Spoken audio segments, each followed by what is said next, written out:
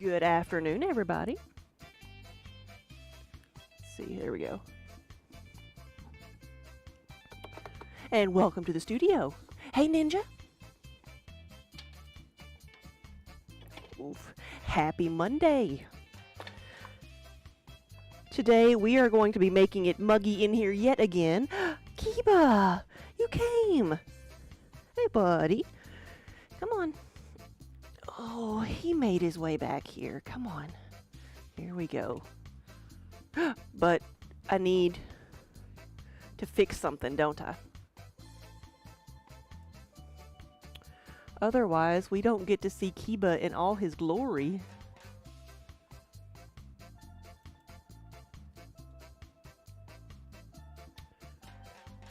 You gonna look at the camera for us?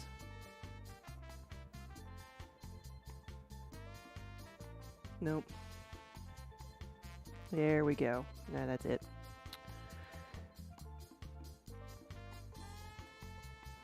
That's Kiba's stairs that I made for him so he can get up here by himself. But who needs stairs when you've got a human, lift service?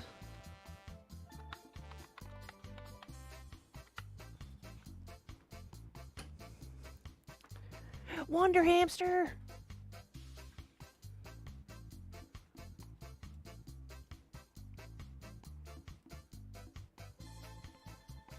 And I hear Minnie too.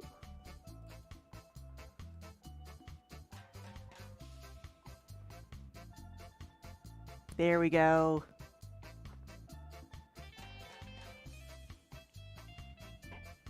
Yeah, buddy. There we go. Shoot, no matter what angle we look at, my arms aren't looking pretty good, are they? Oh, there we go. There are purrs. There are purrs. And there's Minnie.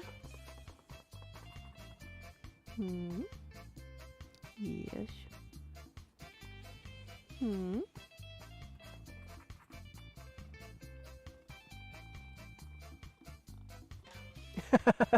What's Mariah's secret to sell things on a Monday? I don't know.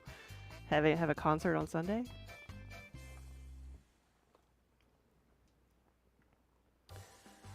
It's always hit or miss.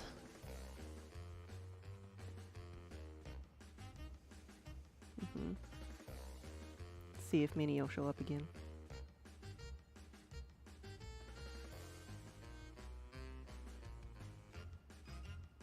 Ooh, I got a swipe.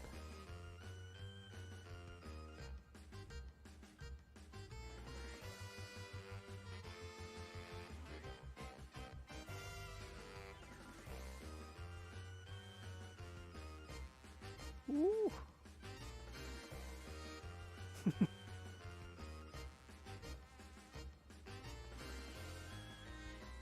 Oh no.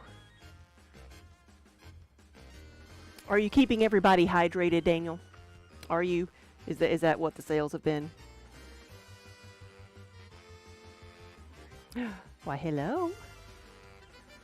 Yeah.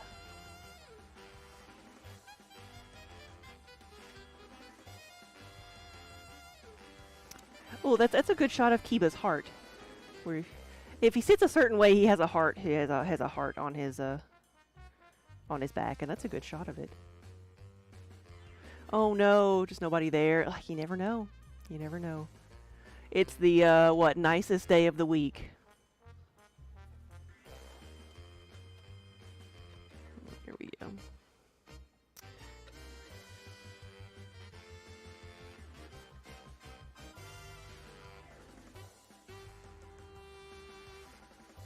Here we go.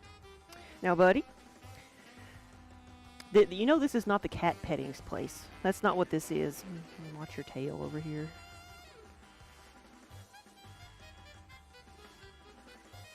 Too late.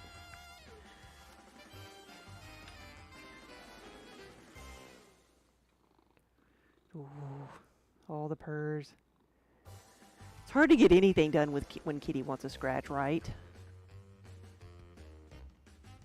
If it was up to Kiba, that's what I would do all day long. Just sit and pet him. He is insatiable. But he doesn't like to get his feet wet. So he'll like not, so he doesn't bother things on the wheel. Like if he didn't care about getting his feet wet or getting wet, then he would come and sit on whatever I was making. I have no doubt about it.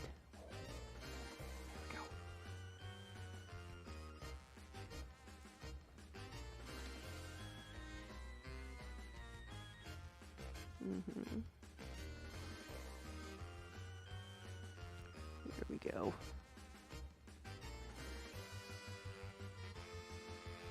We have to, you know, petting Kiba is always fun, but there is an actual practical purpose to this because we advertise that there's 2% cat fluff in every piece, and this is how the cat fluff gets there. Buddy, you've only got half a tail. But he, of course, now he's going to move because I moved the camera. He was just like sloshing it around in the water bucket.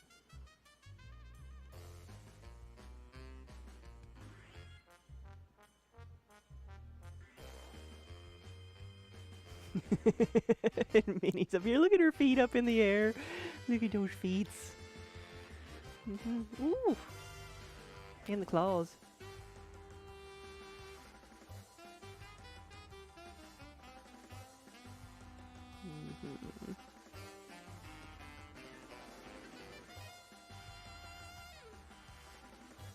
I want to start off today by making some more travel mugs.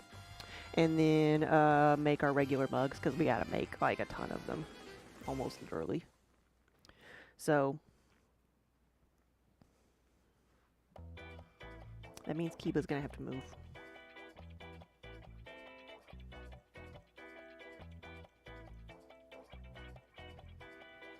Come on, booger.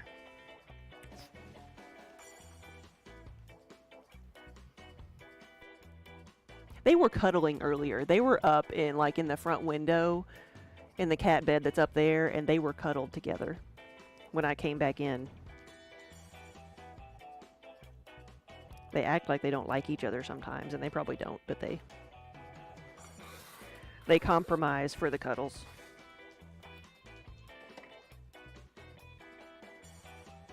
Where'd your water bowl go? It's over here.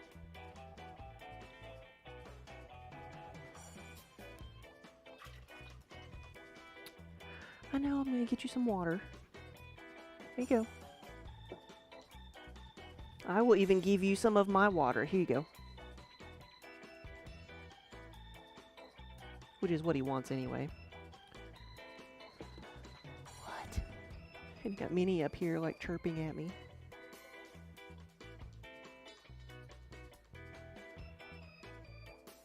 Because Kiba's favorite water is like the clay water bucket. Actually, in like hierarchy, it is like outside from a puddle. That's his favorite water. And then it's like whatever I'm drinking, if it's water, he wants that. And then he'll go to the clay water bucket. And then to the toilet. And then finally he'll drink out of his own water bowl.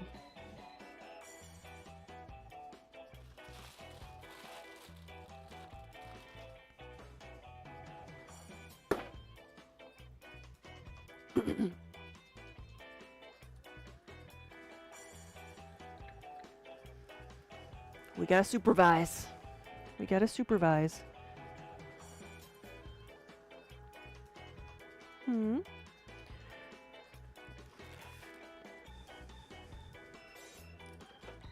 gotta come over here first. Yeah. There we go. Whew, he got me. He got me good. Wow. And here I was trying to keep him from falling, and he got me. Minnie's up there. That's a... Shoo. It's time to trim those claws.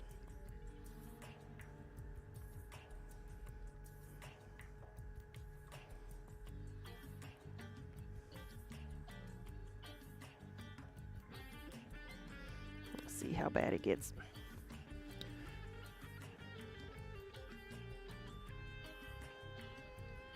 It doesn't look bad at all, does it? As I look at it and blood starts welling up. Ugh. Go clean it off. That's my scar, so I can't feel it. I cannot feel that. So I'm like, oh, it didn't hurt that bad. Why am I bleeding? I'll be right back. I'll put this back up on Minnie. There we go.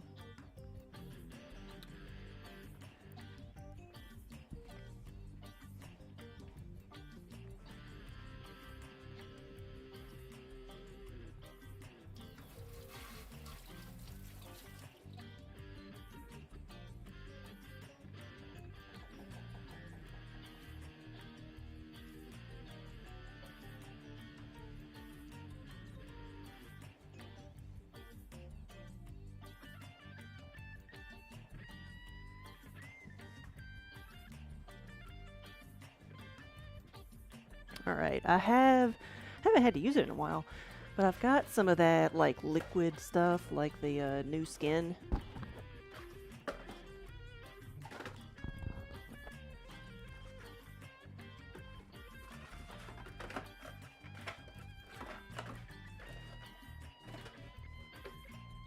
At least I did have.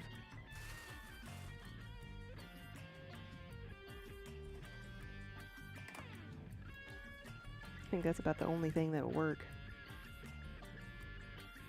Because any type of bandage I put on this is just going to come off.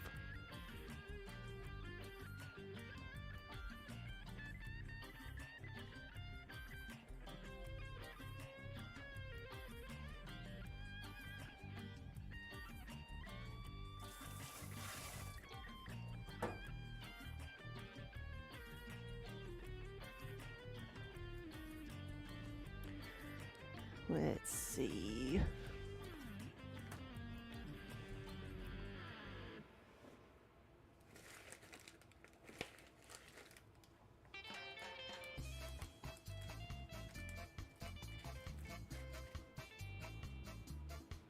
Did Minnie leave?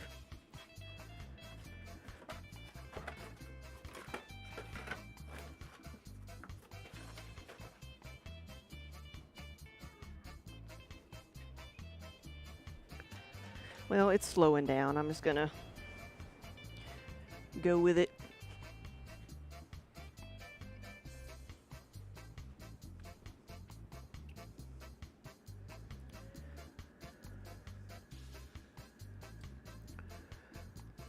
Where's my sponge over here?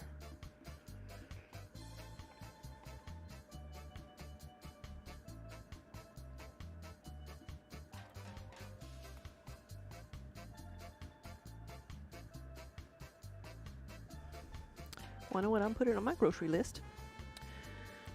Alright, open that up. We're good there.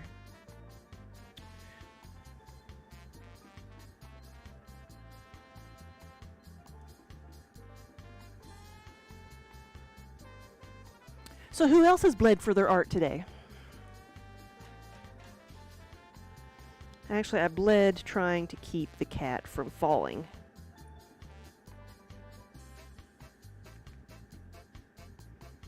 Hello, Minnie.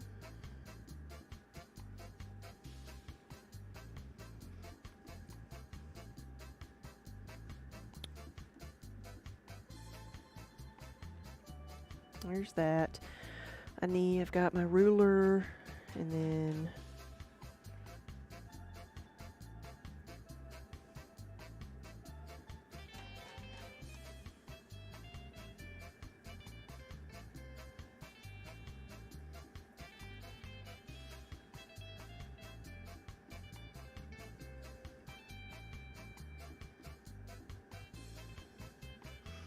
I'm wearing a headband today because trying to leave my hair down, but it's going to be the how many times, how long does it take me to forget and like try to tuck my hair behind my ear and get clay in my hair? How long is it going to be before I get clay in my hair? That should be our poll for the day.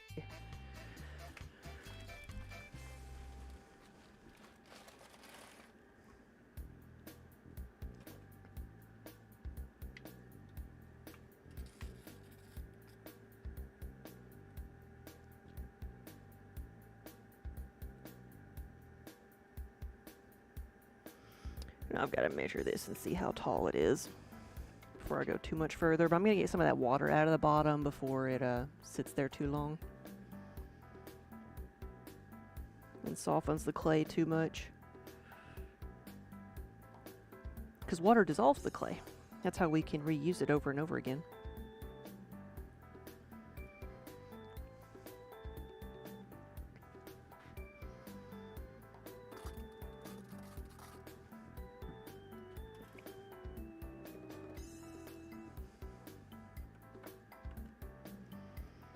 Slow this down a bit.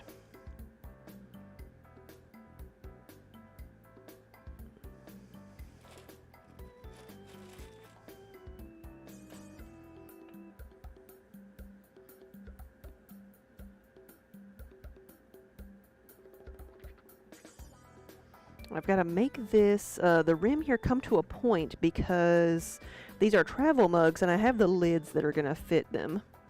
But to make a good seal, it needs to,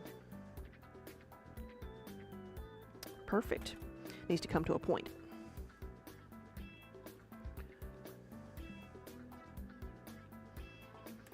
All right, and I'll remeasure this again. I like it. And even if it's got like a little bit of tiny bit of unevenness on the top, that's something that I can sand down later and make it even rather than trying to cut it off now.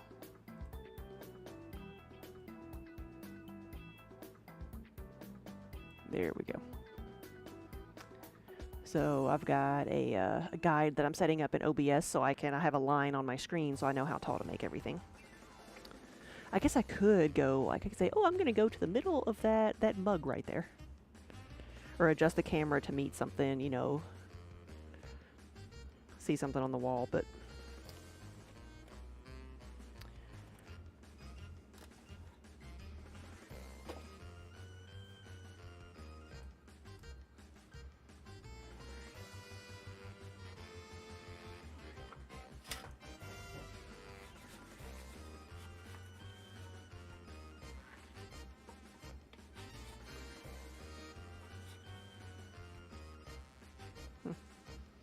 thought Minnie was behind me.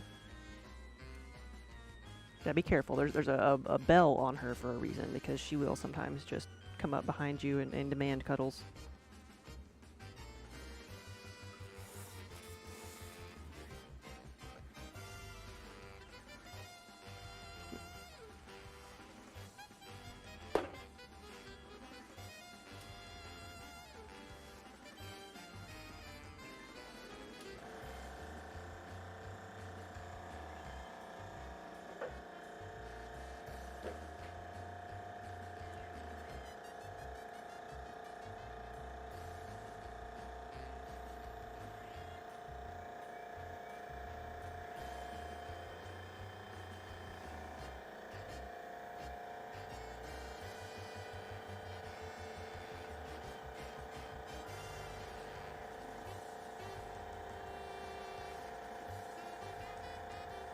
There we go. That's a nice, good pull.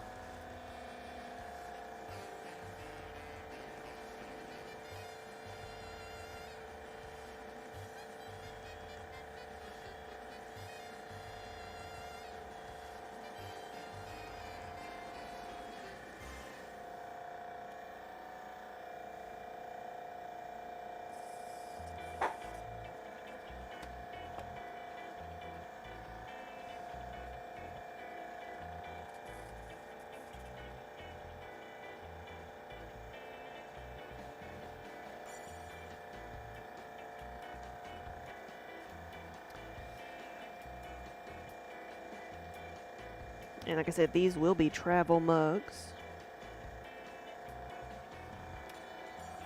They look bigger than the other mugs because they're taller, but they're actually like closer to 16 ounces versus 20.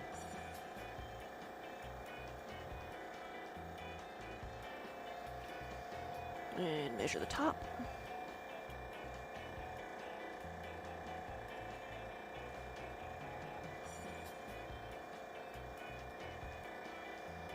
We can measure it in inches, but I prefer using the centimeters.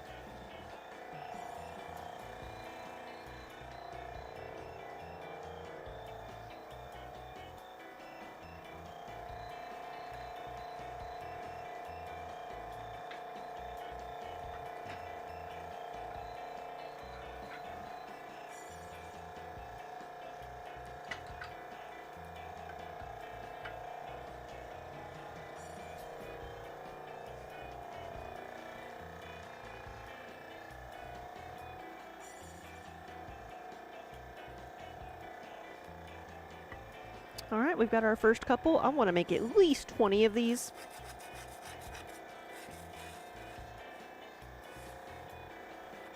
But if I'm getting on a good roll with these, I might end up making more.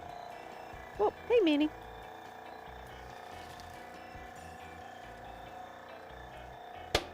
Ooh, that one made good contact.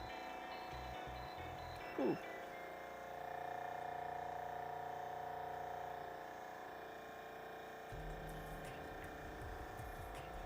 Center this one more time. Derpy, hello.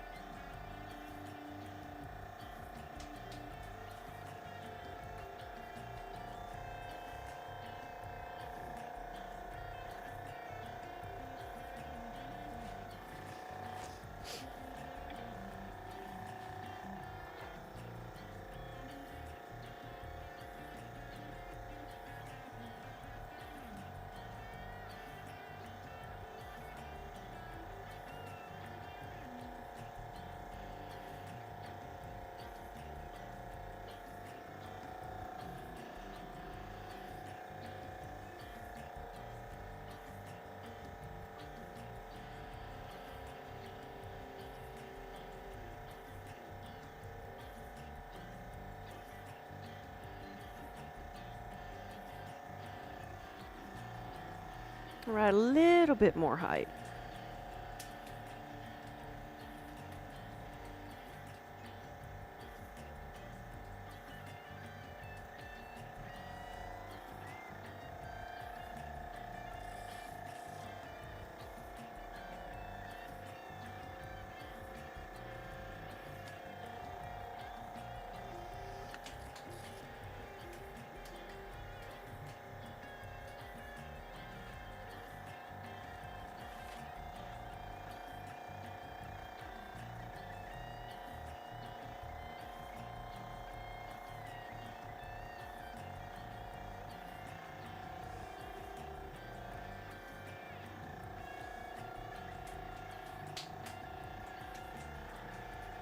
Jenny and Arm, good afternoon, good evening.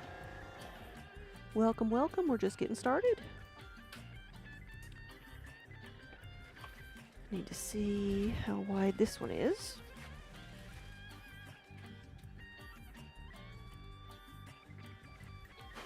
That looks pretty good.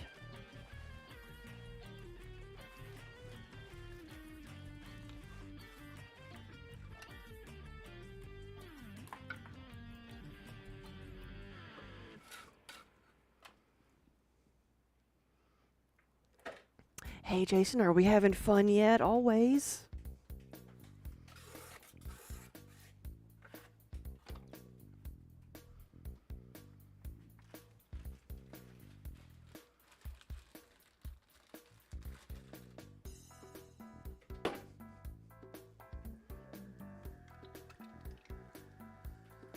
We're making pottery and petting cats. What could be better? Though thankfully not at the same time. That gets a little bit messy. Even though Kiba does have clay on his tail already. So I'm making travel mugs. I'm starting off with travel mugs. I'm going to do at least 20 of them. More if I get on a good roll. But I want to do at least 20 and then make some of the regular mugs.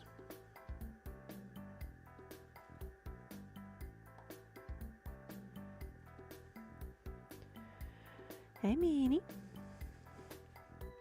Nope.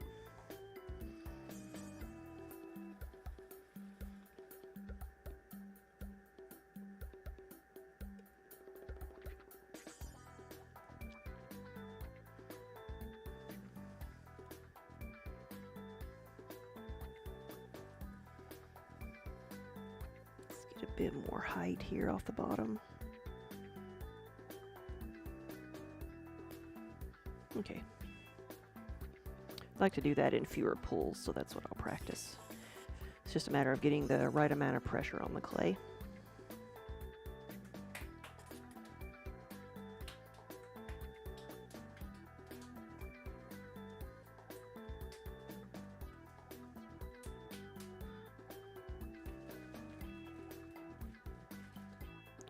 to make this come to a point. Then measure it. Perfect.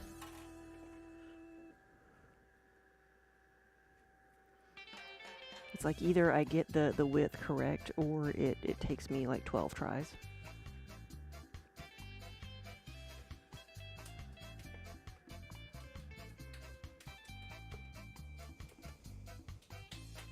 Did I cut through the bottom of it?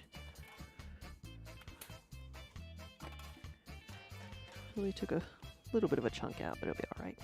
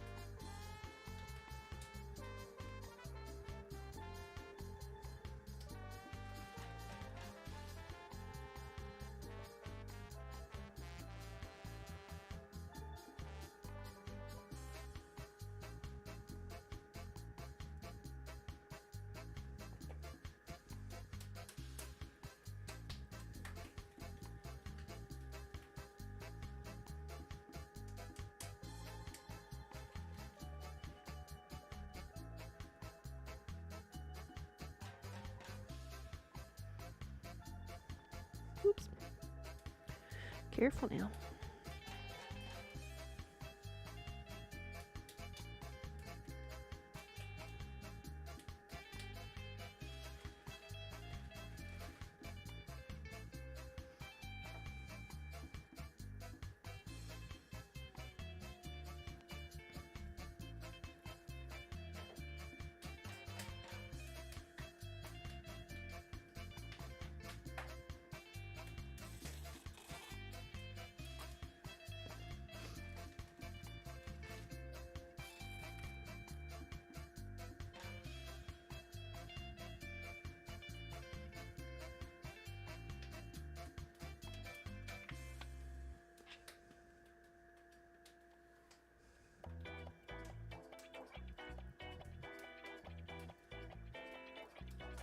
Hello again. It's all yours.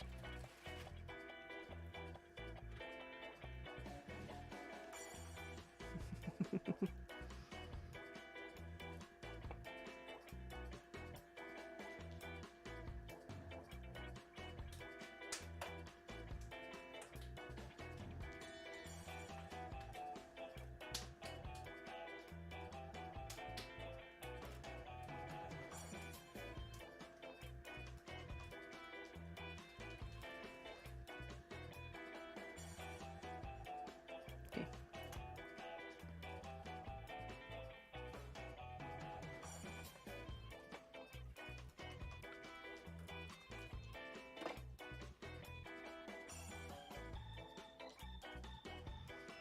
Hmm.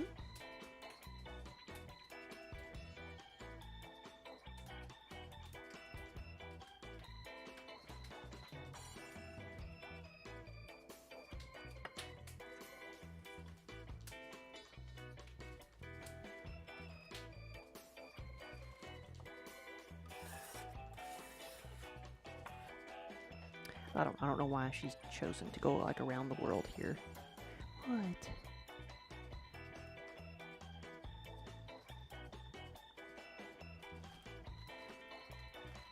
Except that I think she wants to cuddle.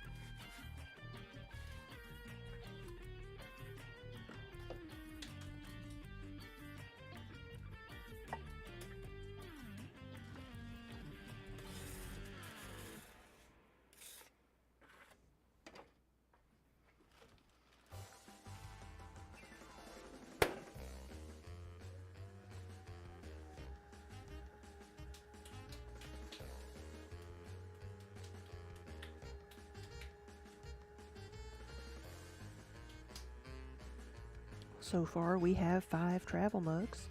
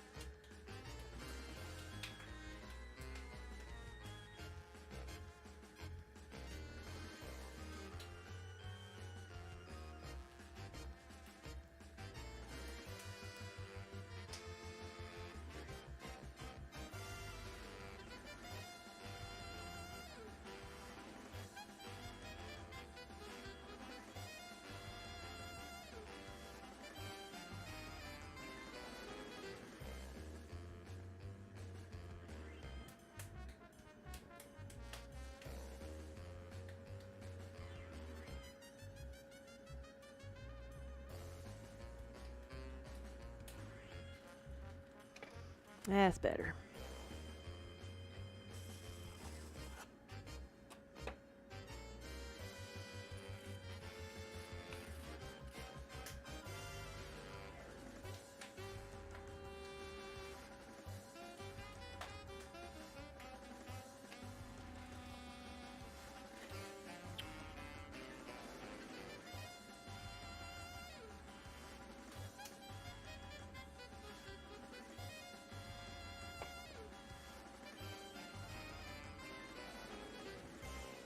Let's trim this off just a little bit.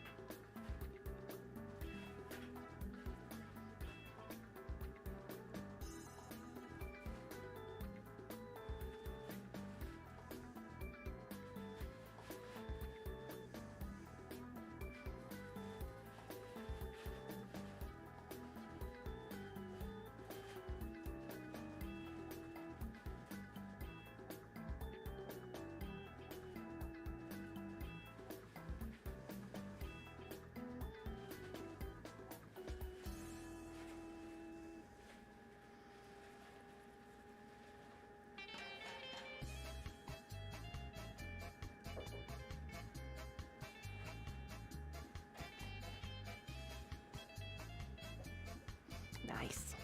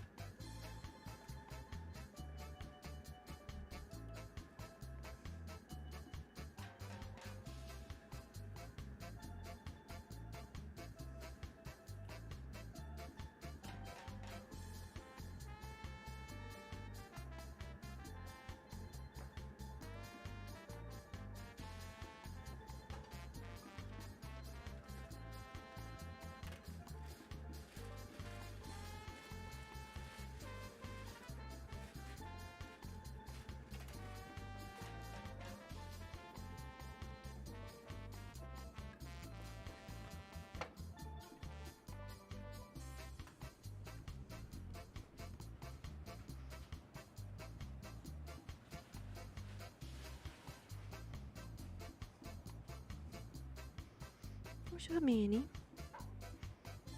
Mm-hmm.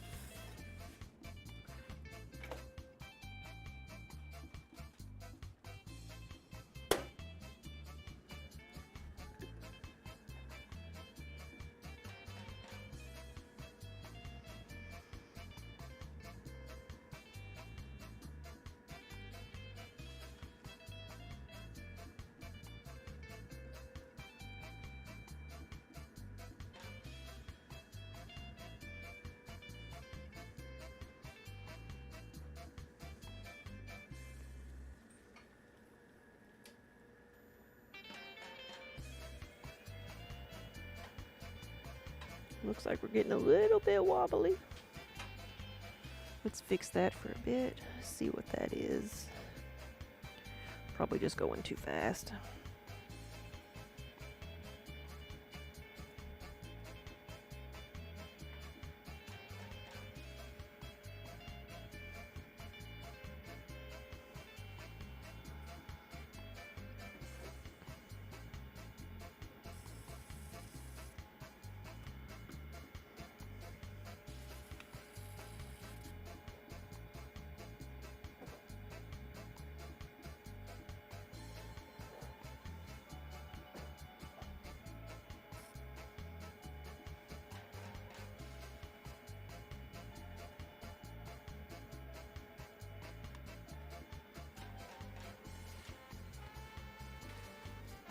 With the shrinking that pottery does, yeah, how do I know that the lids will snap in like it's supposed to? I measure.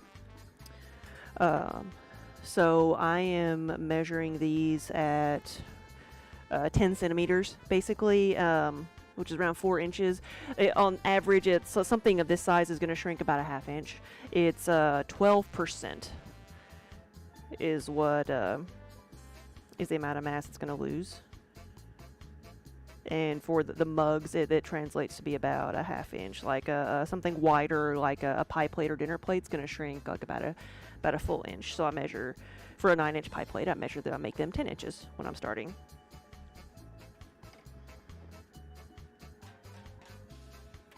It's all that math that they told artists that you're never going to need. Don't worry about taking that. Don't worry about that. Which is actually a pretty big like pet peeve of mine, because people telling artists, oh, you don't need math. Like, that's the dumbest thing ever.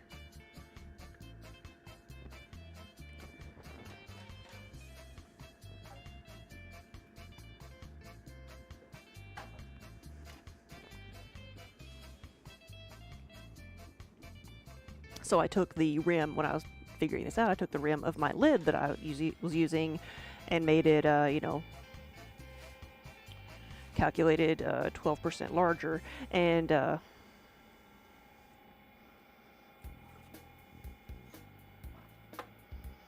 make them a little bit bigger. I've had to do that when don't have to do it so much when like making lids, when I'm making the lids for something myself, like for a canister, because then I'm just make the lid to fit it, no matter what size it is. But if I'm doing something that requires another type of lid like that one, or like a cork lid, or I've even had to make things, I've been given like a metal stand and been asked to make bowls to fit inside of a metal stand, so I had to kind of backwards engineer that.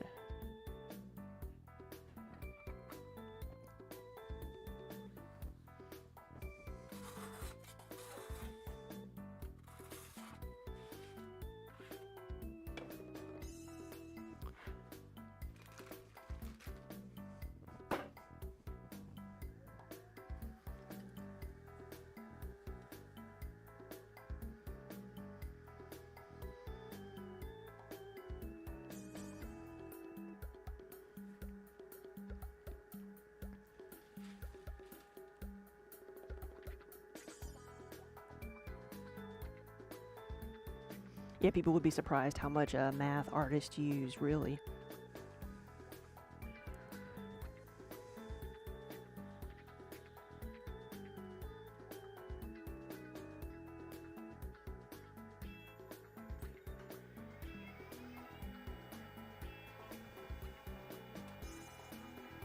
Yeah, I don't know. Remember when it was that I learned that like left-brained and right-brained, theories were wrong. That was not actually like how it works. I'm like, well, I always like people say, oh, well, you're either creative or you're logical. I'm like, what if you're? I've never really been that way. I've always been both. Like, math has never been hard for me. It's like I knew of people who would say that they like when taking classes, if they went from a math class directly to an art class, like they would almost get a headache. So there might be something to it.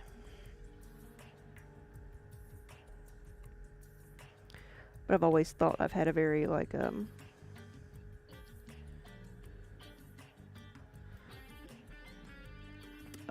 mathematical, almost like process oriented like approach to any type of art.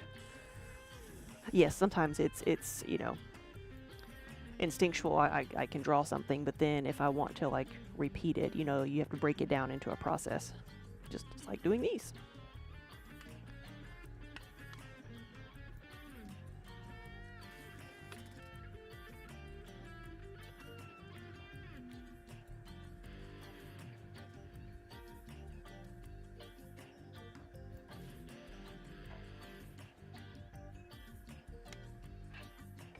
Trim this one down just a little bit.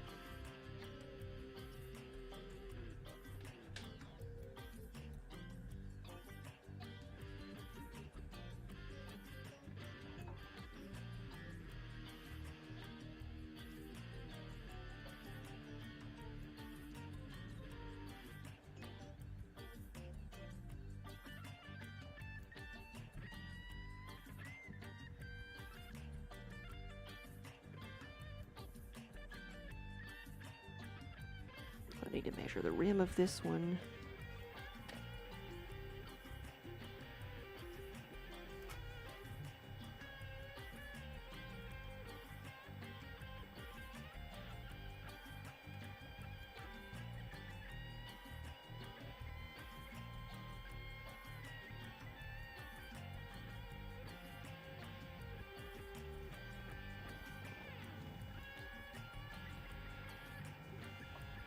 Right, if one had to be one way or the other, there would be no engineers.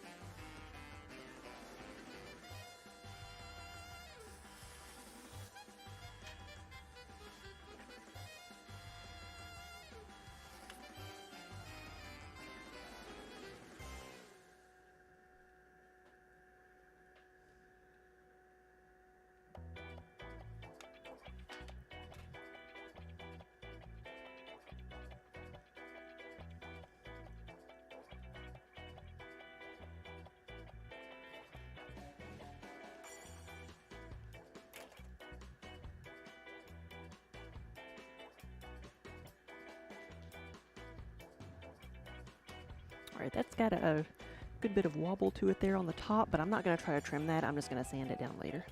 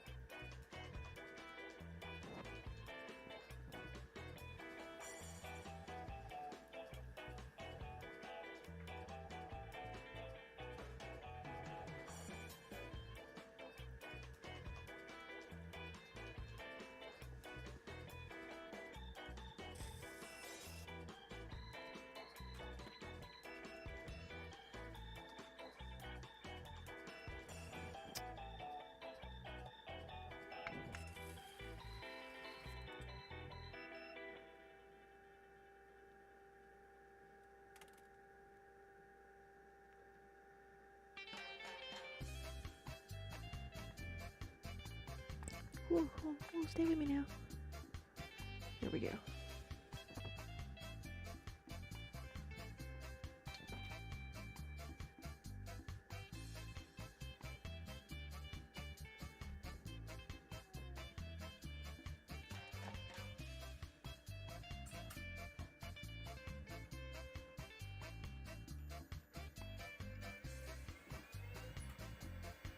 Let's bring that to a point and then measure it.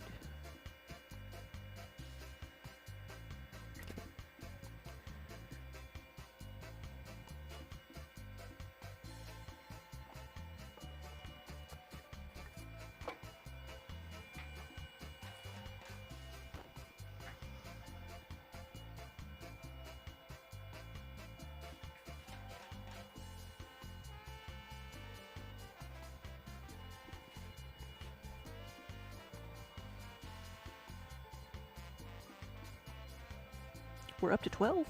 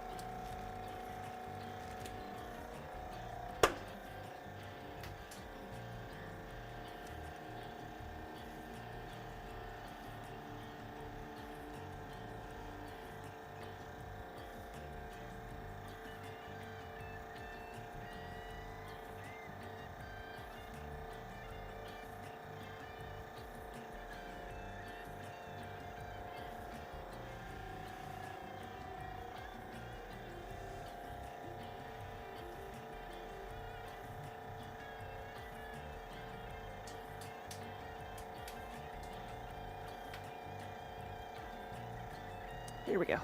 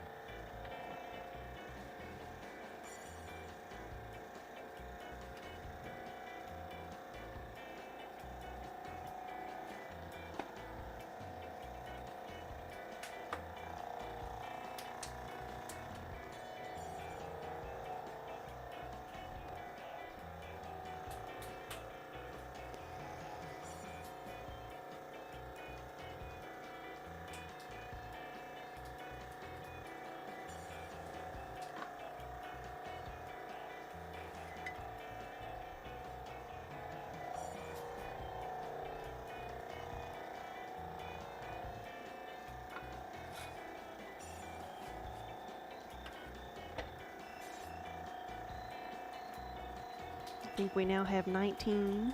Didn't I say I wanted at least 20 of these?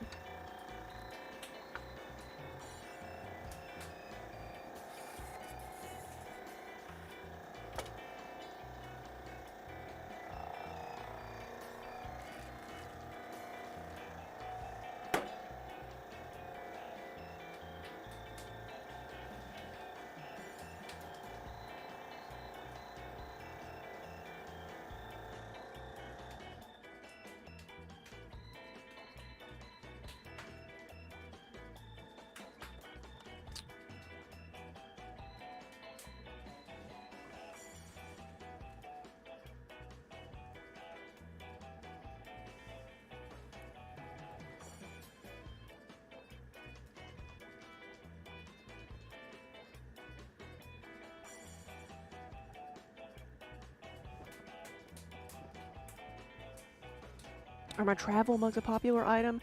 They are. We do a lot of custom orders for them, and I do a lot of wholesale for the travel mugs. The 20-ounce mug is always, I think, our most popular item. But people go towards the travel mug when they're looking for something with a lid. Or some people just like the taller shape. When I'm going to a retail show, like, I don't always have a lot of the other shapes, and that's probably why the 20 ounce is our most popular item, because it's what I take everywhere. But,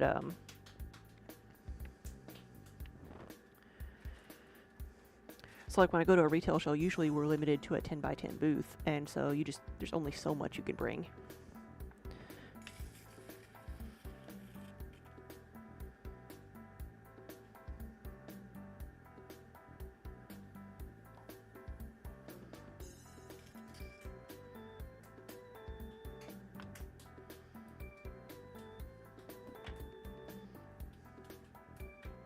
Crystal Wolf, thank you for the year of subs.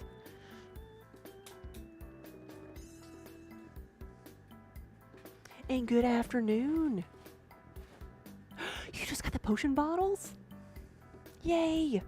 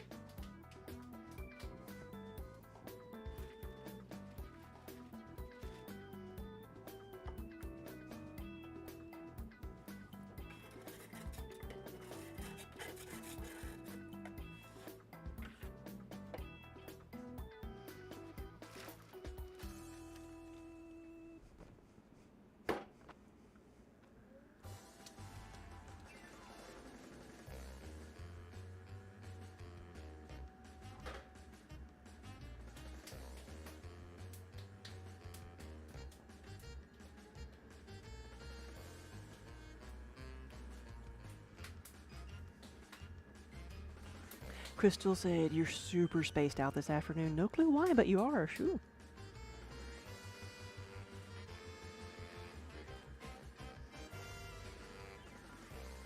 Well, as hot as it is out there, make sure you're staying hydrated. As I haven't taken a hydration break since I got started, I don't think. So I should listen to my own advice, huh?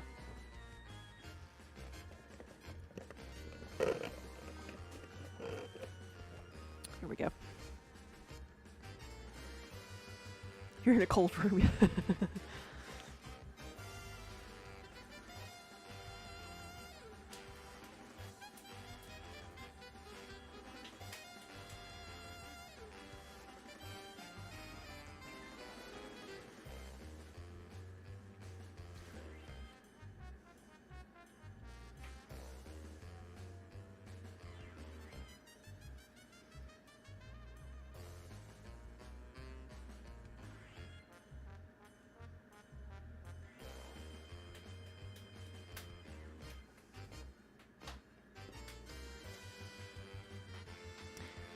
Shazam, hello, good afternoon.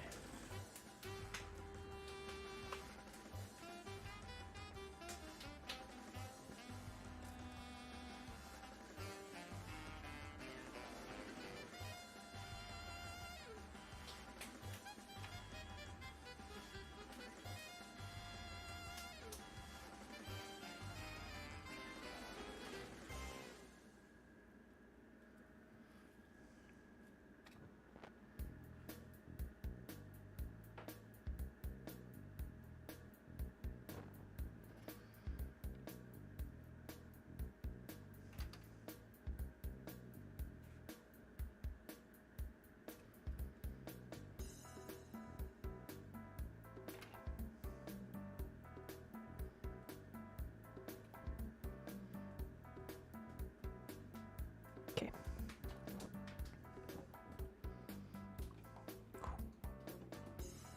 Another one to be sanded down.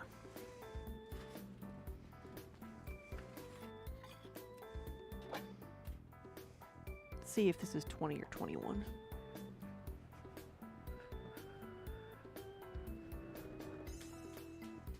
I can't count. It's getting ahead of myself.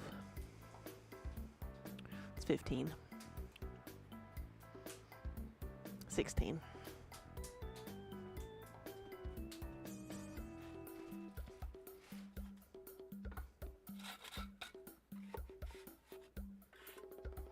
What did I say a while ago about artists needing,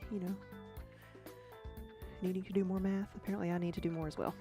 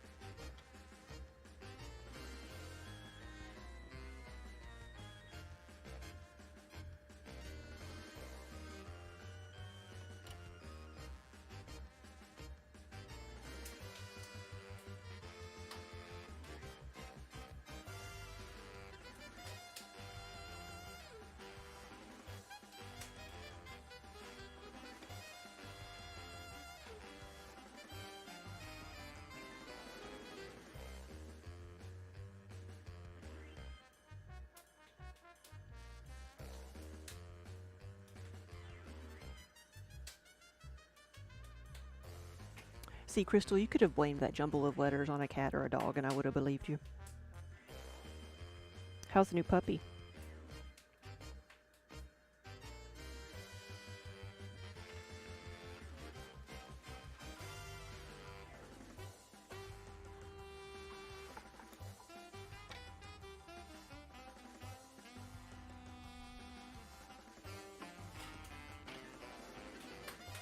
Fun and funky and fast.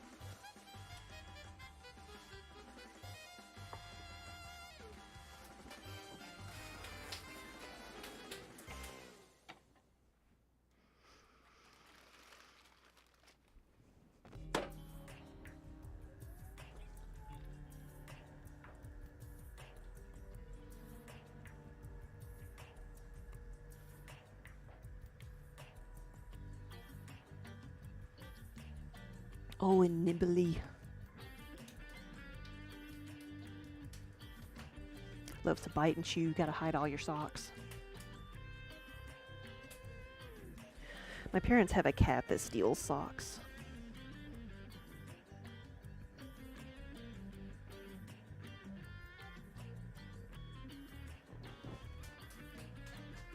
Only clean socks, though. Yeah, Kiba got me earlier. There's my scratch.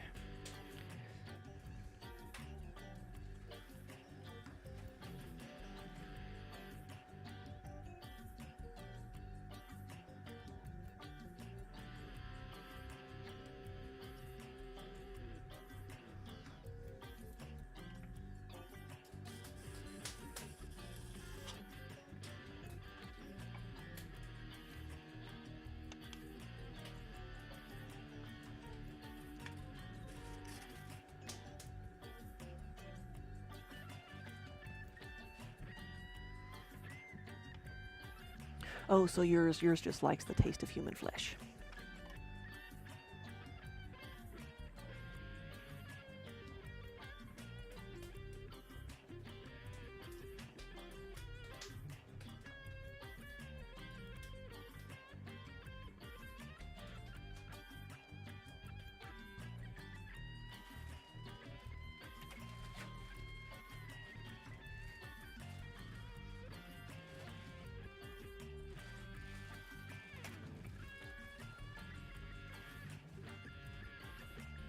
I just solved the great mystery of where lost socks go, yes. We have found the sock goblin.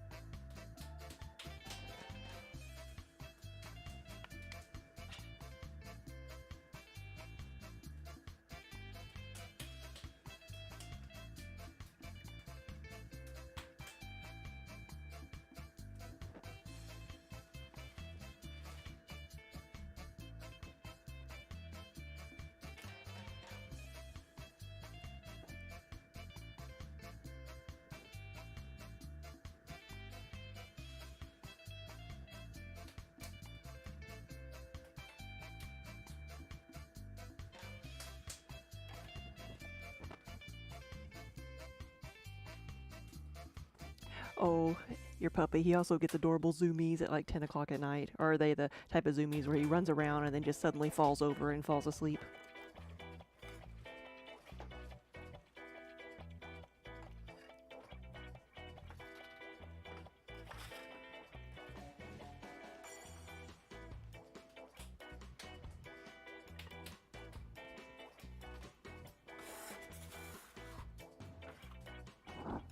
Oh, did I do it? Did I?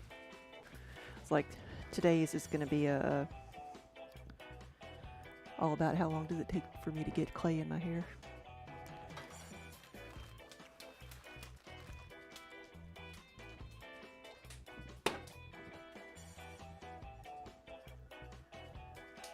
Or he just runs around with a squeaky toy in his mouth at 10 o'clock at night.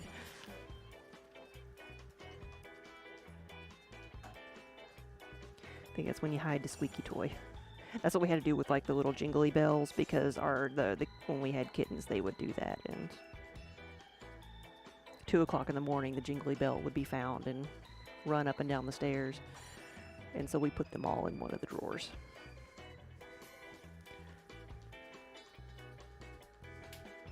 Before we went to bed.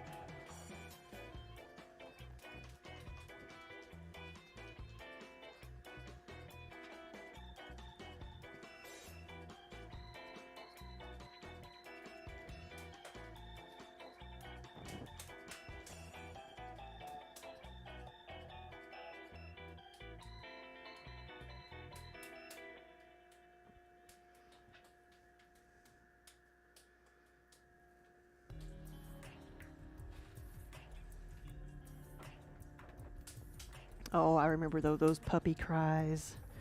Oh, those pitiful puppy cries, just like in Lady and the Tramp.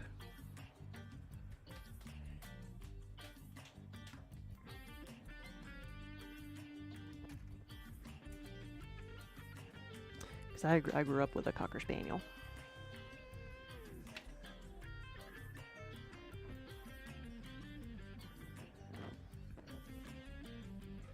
My parents have a Cocker Spaniel now again too, and they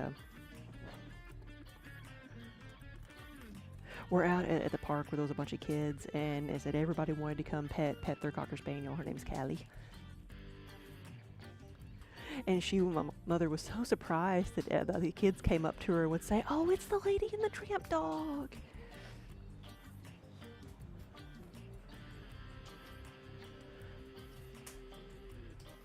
She was surprised that kids knew the old movie.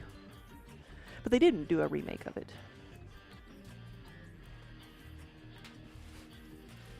That was one of the live action ones they did.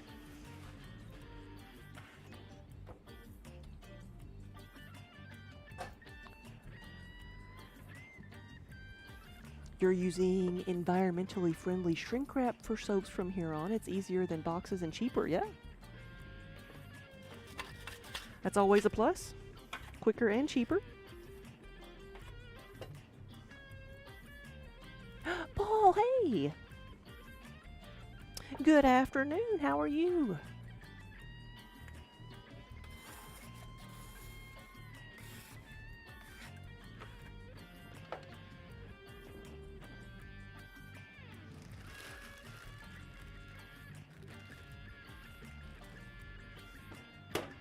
We're trying to make it muggy in here again.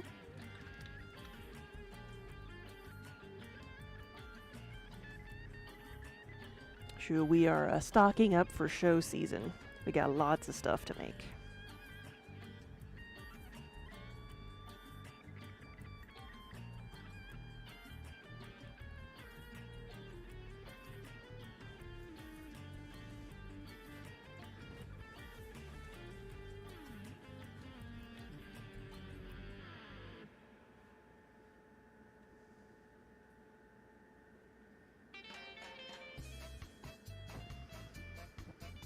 Shoot, so Paul, are you going to be back in Nashville anytime soon? Ooh, new things. Exciting.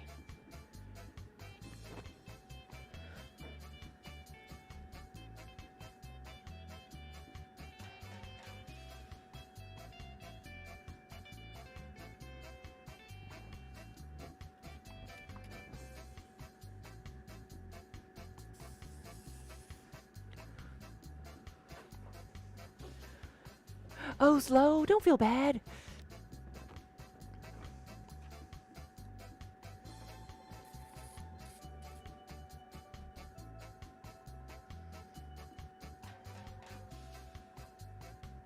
Yeah, don't feel bad. You'll get there. It's just all about practice.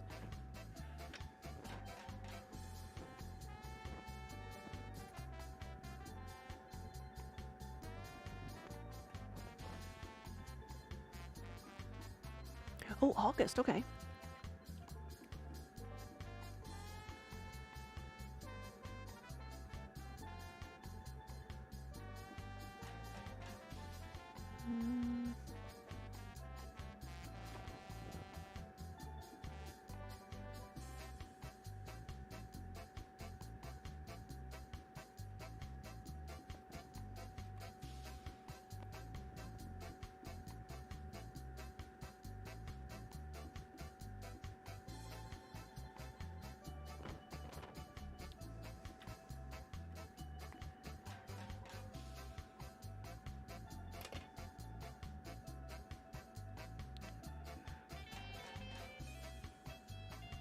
Here we go.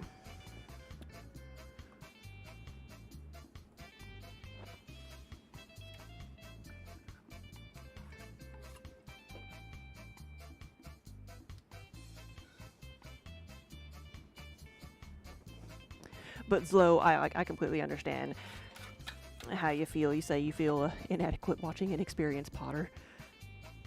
I remember when I was first starting out, I worked with another full-time potter. That's where I learned like the business side of being an artist, and learned how to do more production throwing.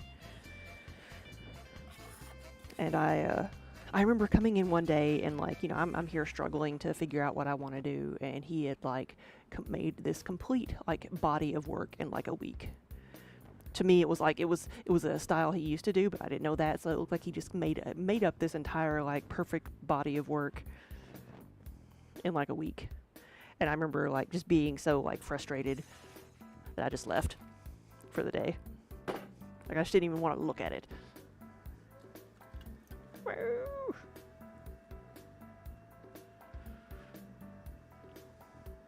Oh, Crystal Wolf? So thank you for inspiring you. You're back to doing something you love because of our streams. Wonderful. And you decided to start streaming.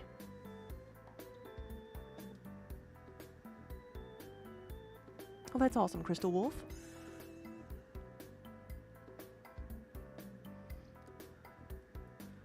Yeslo, you've only been doing it for 14 weeks, yeah? You took 2 6-week classes and you've got a budget wheel at home, yeah?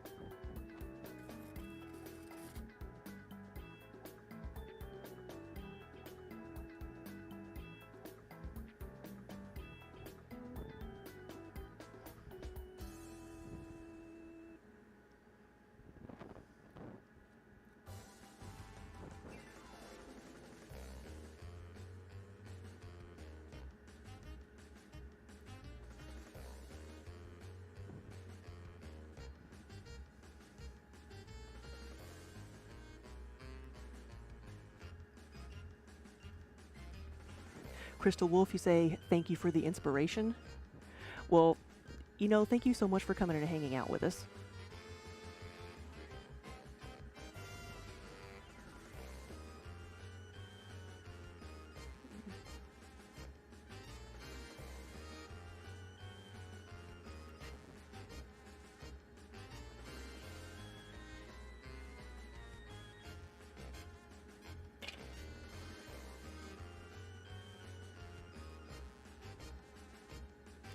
Because I know you've got a great many things that vie for your attention out there, and I'm just honored that you've chosen to spend some time with us.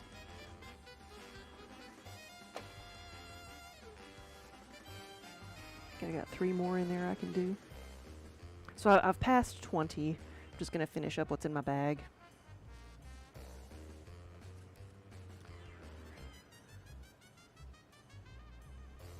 Right now we have 22. Looks like I got 25 in here. Or I have the potential to have 25.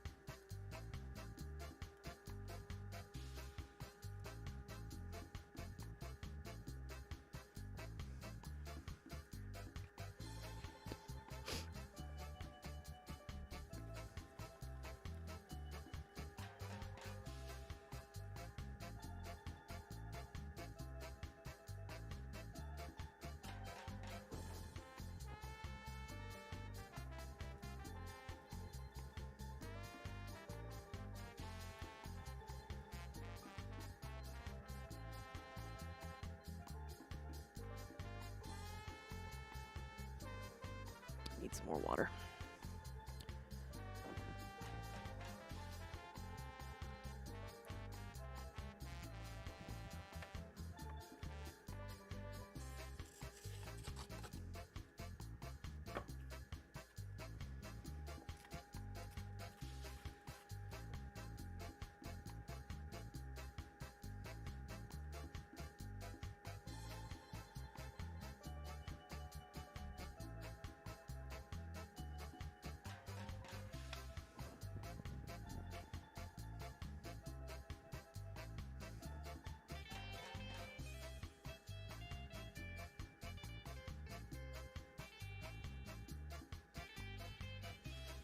This one looks just a little bit odd. Let's do this, and I'll reshape it.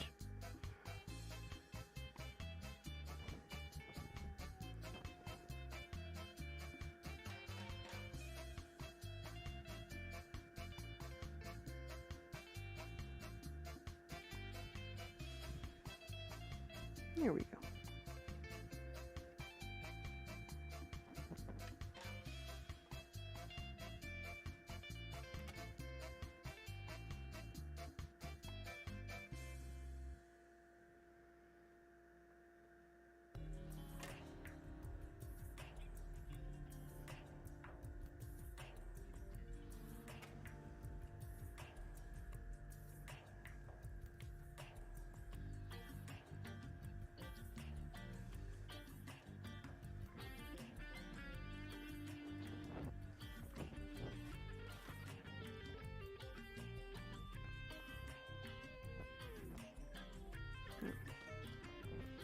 And even though like some of these are a bit wonky on top, I will sand that down level once it dries. Once it's, because it's easier to do that than to try to trim that off.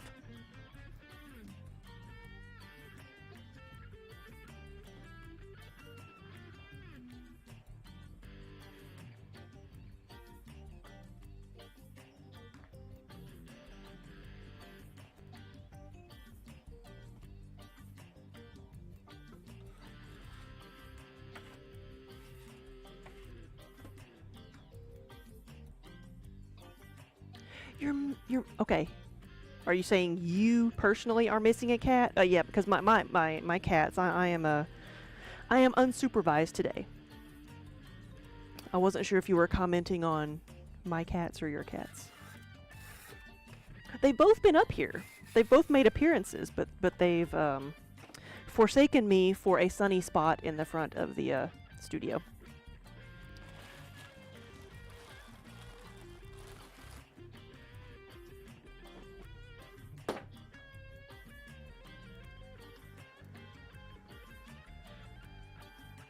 Okay, this will be the last of the travel mugs today. Your box has escaped, oh no.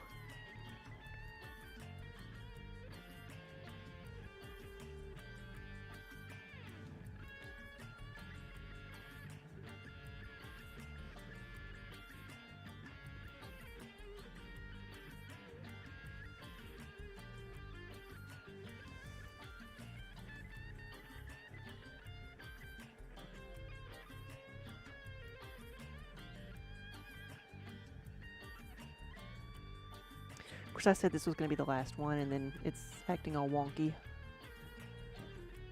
Oh, he's an indoor-outdoor cat, so he's used to being outside. Well, that's at least good. Maybe he's just going and visiting his other family then.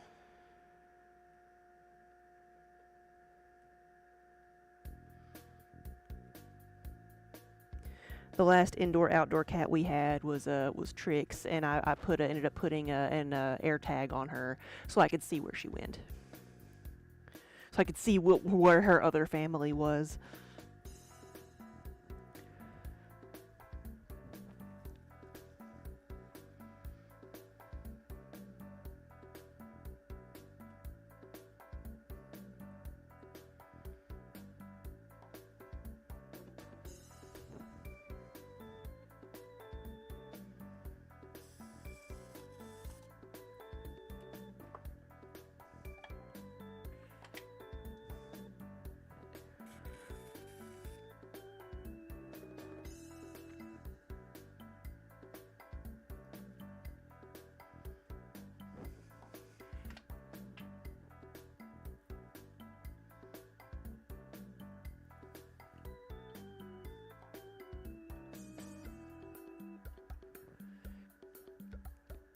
Oh, I never thought about that arm having to put, like, you have to put what's in it as well.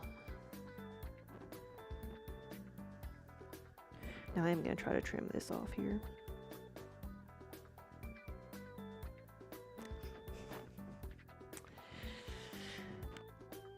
It's the first one that's done that. But it's not dead. We're still good.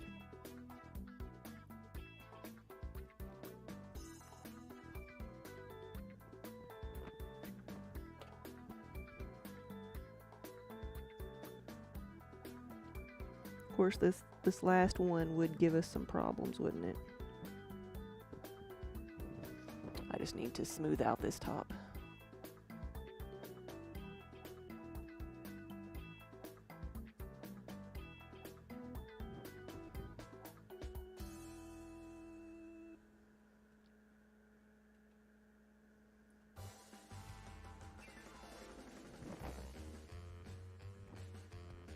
Needs to be taller. I'll play with it a bit. Crazy Flyers gal, your idiot cat is sitting yowling at a tree. Not in a tree. At a tree.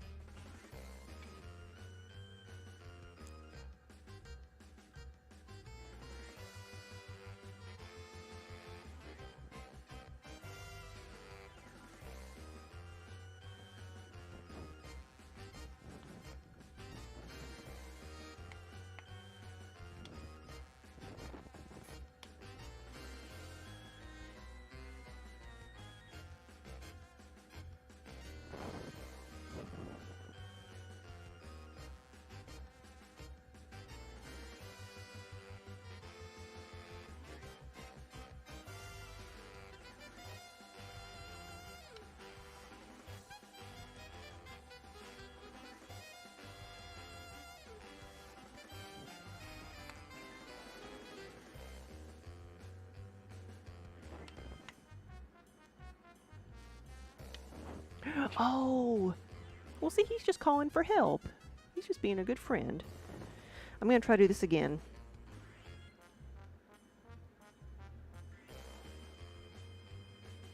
Haha, it worked better that time. Are you going to go help him get his friend out of the tree?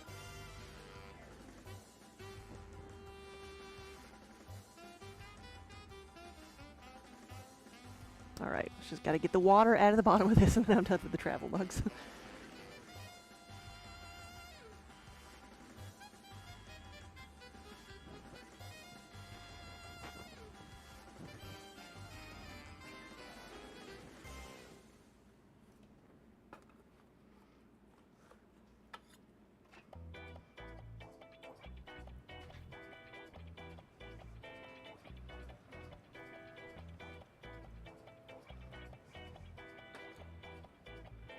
Alright. Now something else. I think I'm going to do a couple of the 10-ounce mugs because I don't need to do a bunch of them right now, but I have a couple orders that I'd like to go ahead and get processing. So I'll do a couple of 10-ounce mugs and then I'll make, I'll go back to my 20-ounce mugs.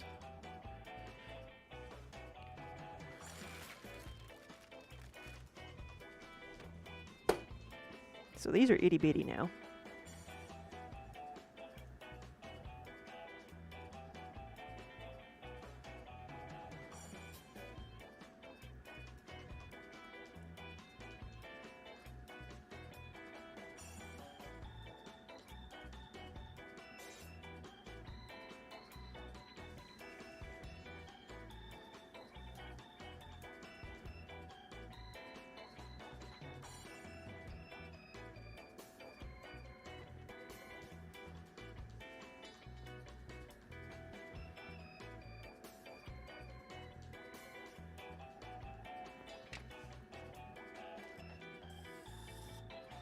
Said Mayo isn't the brightest bulb in the bunch. But he's got a good friend in Mox.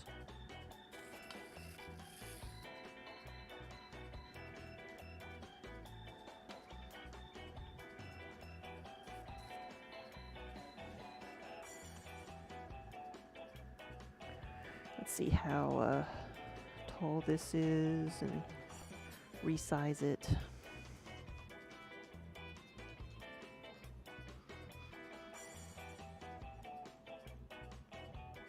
Actually, not too bad. Make it a tiny bit shorter.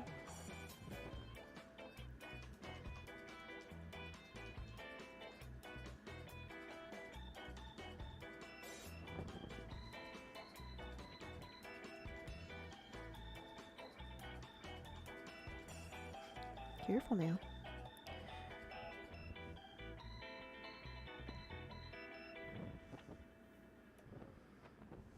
I'll adjust my guide just a little bit.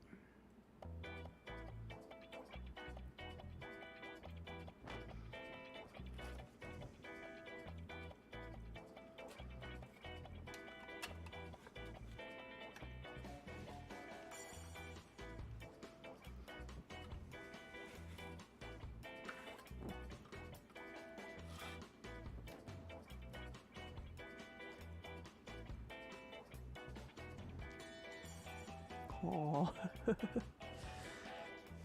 Mock's got the last brain cell, not leaving any for Mayo.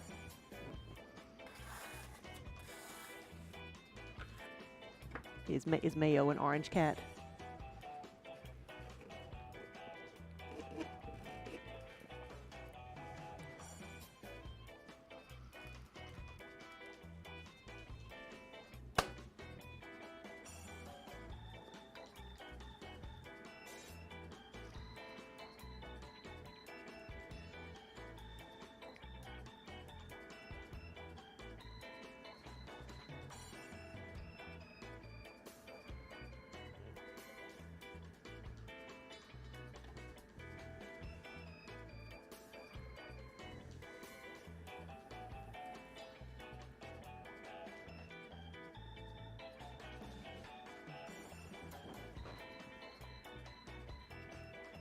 Oh wow!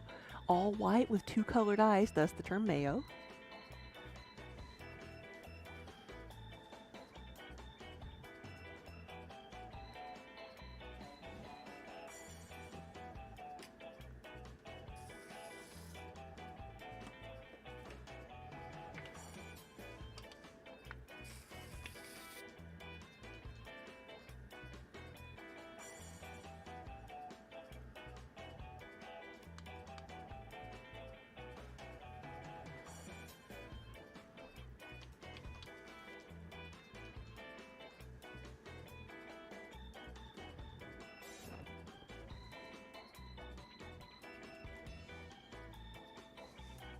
Right, Mayo mayonnaise, yep.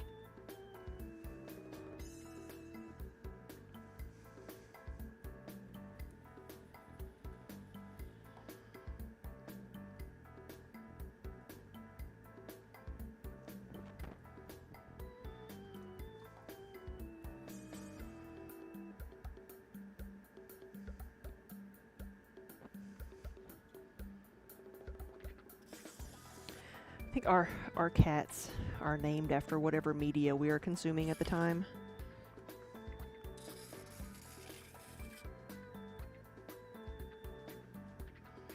Though Minnie's is partially on her size.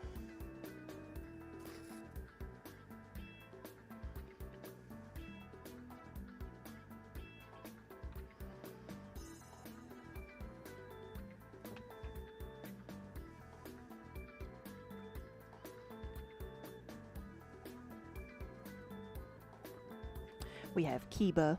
Well, Minnie is short for Minerva. She's named after Professor McGonagall. And Kiba is from Naruto. And then a lot of our home cats. We didn't get creative with Fuzzy. She's our long-haired cat. We didn't get creative with her. But we have 3 vampire cats.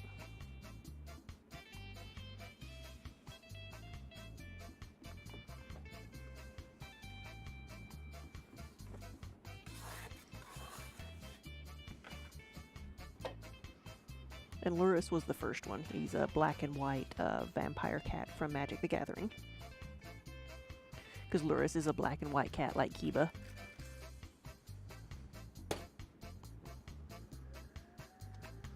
Then the others were from were vampires from A Discovery of Witches.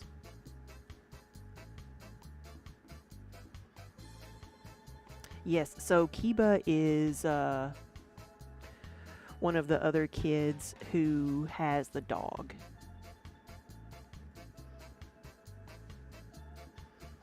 We originally named him Naruto because he was a stray cat, and he was a whiny orphan, so we named him Naruto. But nobody could say it or spell it, and I got tired of explaining it when I went to the vet. So we changed it to Kiba, because I was like, okay, the black and white dog is named Akamaru or something like that, which is not any better than Naruto as far as trying to get other people to say it. But Kiba was pretty easy to say, so Kiba is the kid.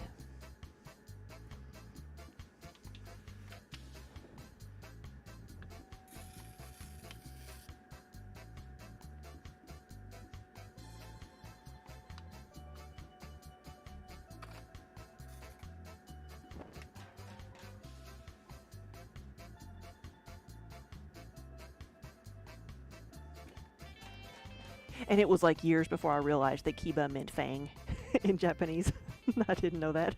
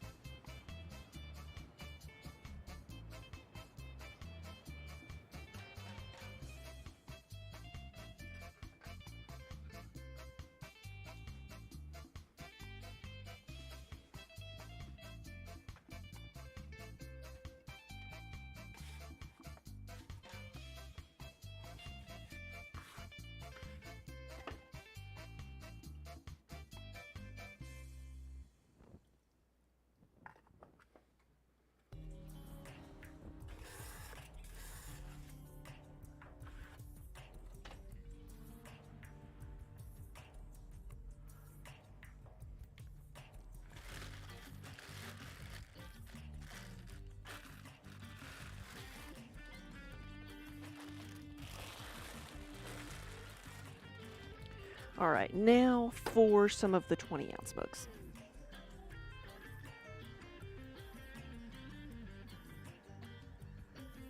Oh, really? The flyers, you had the mama cat came into your yard, had her kids under your deck, and then disappeared. Oh.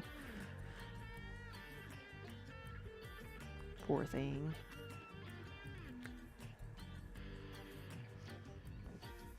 You never saw her again?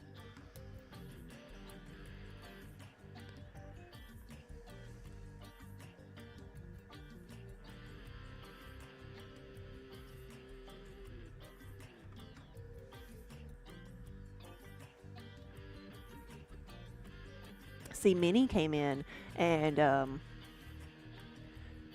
a few weeks after we kept her, she had kittens.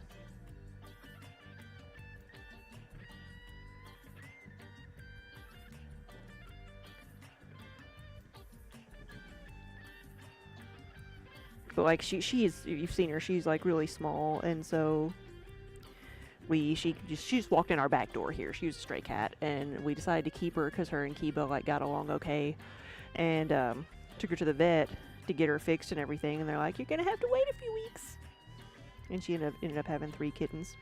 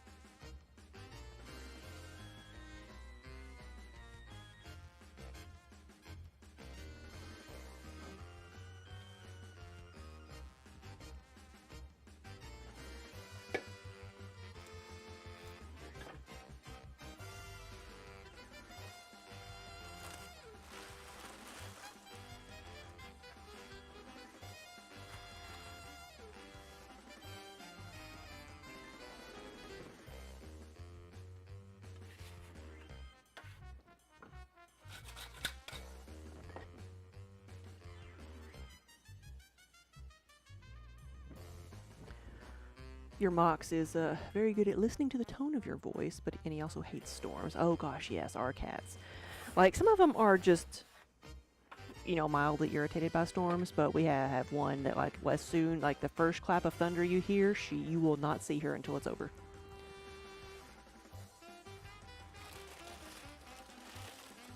But she is actually the cat who came to us during a storm, so I can understand that. She showed up and, like, took refuge in our garage, got in somehow during a bad storm, and then decided to stay.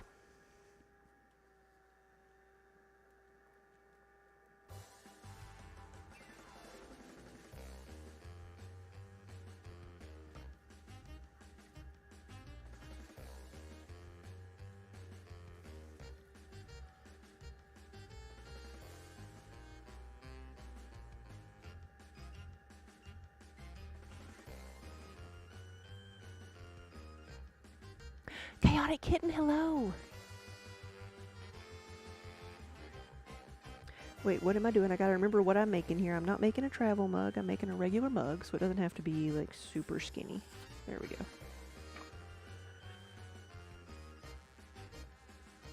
But we are making it muggy in here again today.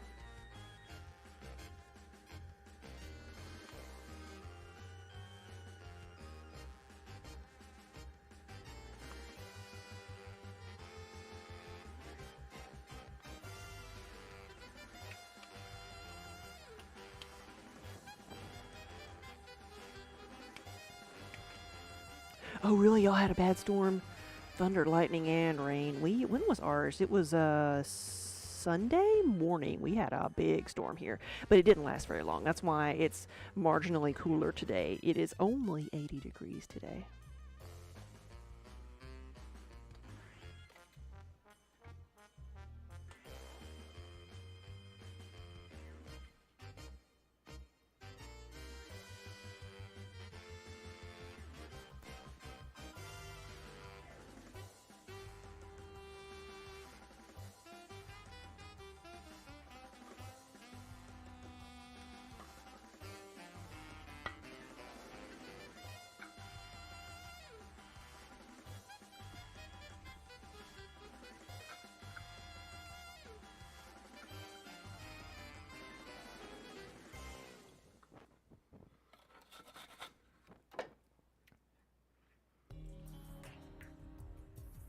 I've got 31 pieces now.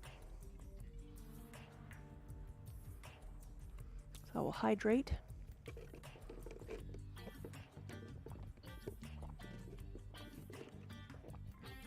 And stretch a little bit.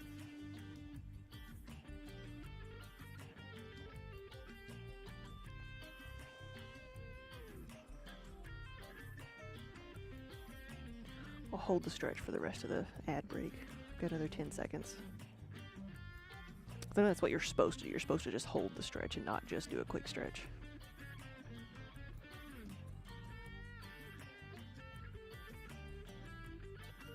$301 pieces. I wish. Now, Hamster, I can throw 301 pieces if you want me to today, but they might not be like the shapes that you're thinking they would be. I can find 300 things to throw against the wall, I'm sure.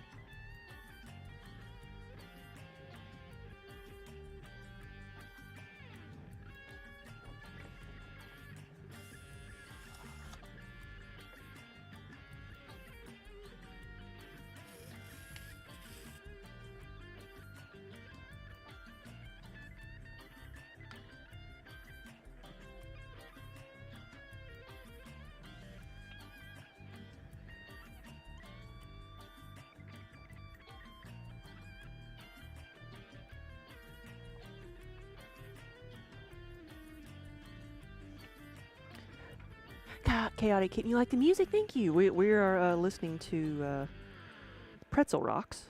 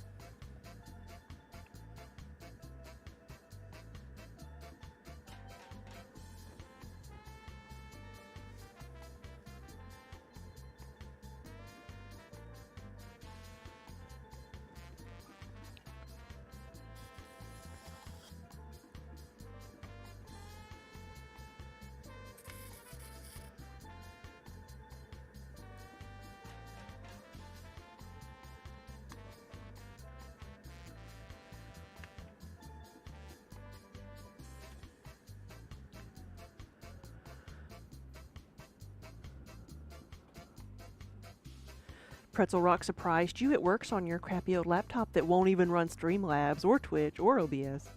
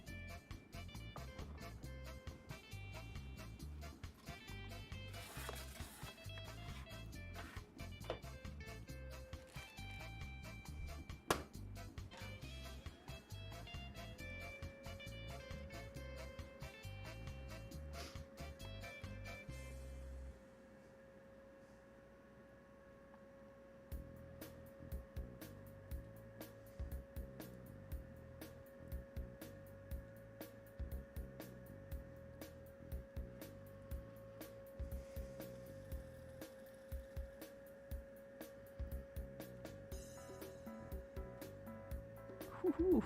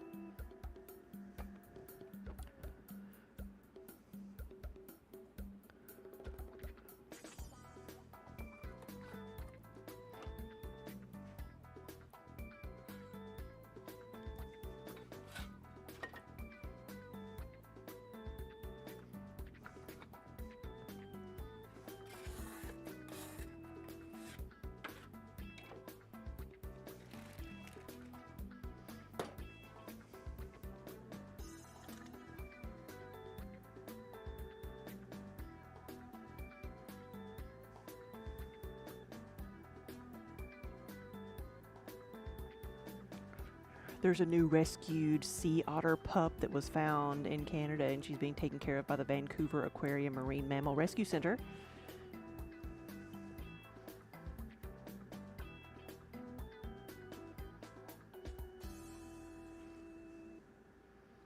Right, so cute. baby otters and adult otters.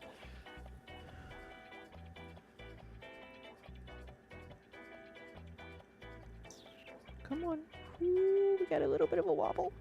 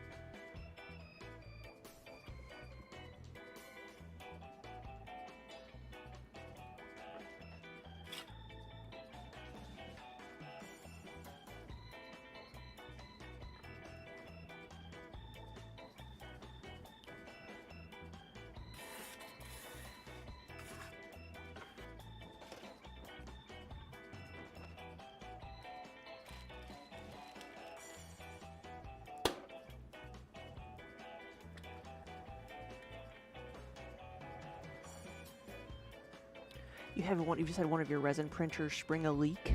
First time in 5 years you've had one do this. Like, what happened to it?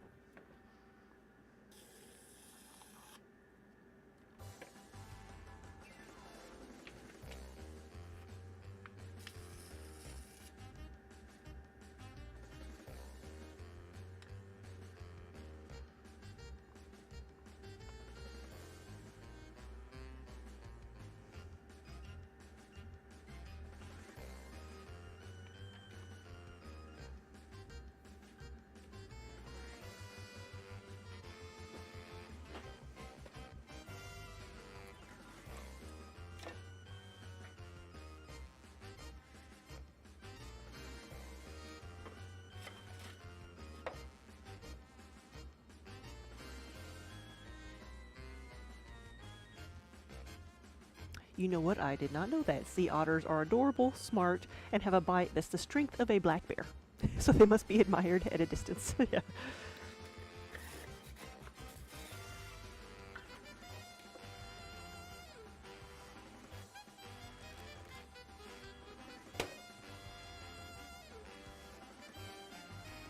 Ooh, the vat formed a hole somewhere, so the resin went where it wanted rather than where you wanted. Fun. Sounds like a nice sticky mess.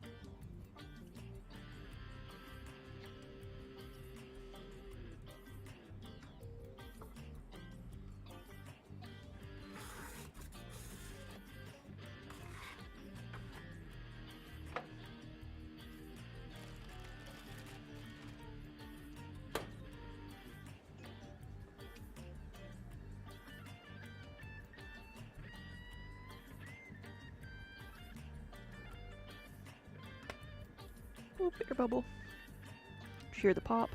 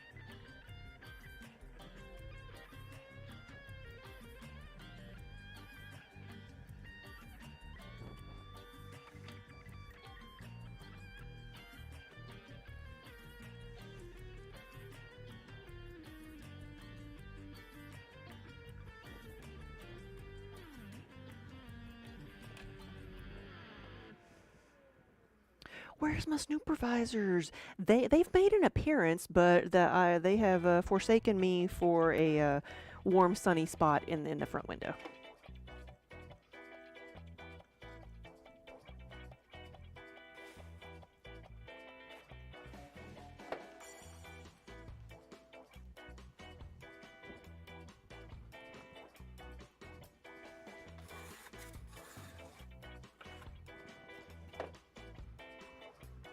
Kiba has taken to sitting on the front mat and just not moving at all. Like the UPS guy had to step over him twice. He wouldn't even move. When we were loading out for this show almost like 2 weeks ago, like I had a box in my hand. I stepped over him to get out of the door because we were loading up the van, and like I gave him like a gentle nudge with my foot, you know, to try to move him along, and he's like, nope, I ain't moving. And so we ended up like just dragging the floor mat away so to move him out of the way. Moves for no one. Sunbeams are essential for a good nap.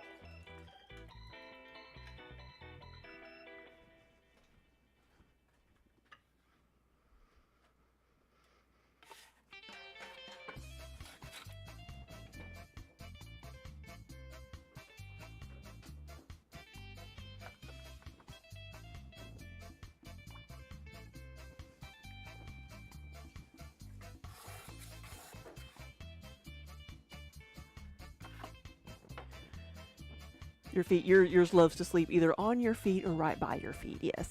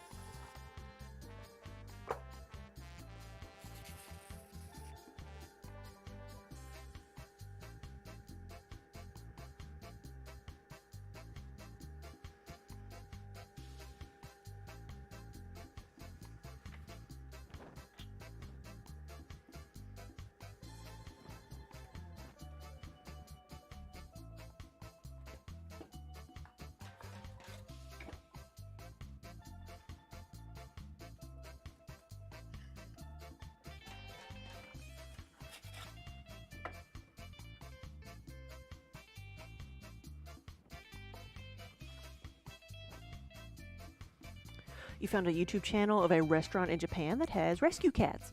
They also have a huge train track and various trains with cameras on them. And the trains get derailed by the cats, and it's awesome. Oh, you mean like toy trains?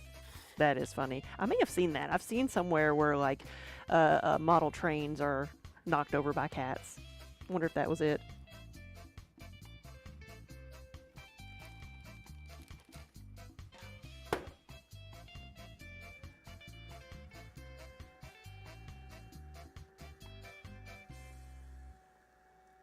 Well, I asked that because like I saw a little thing about somewhere in the world where like turtles can actually like cause problems on the trains if their shells get stuck and so they actually like implemented little like tunnels underneath the railroad tracks at places so turtles can go under the tracks so they don't die and so it does not derail the train or whatever it does or cause delays.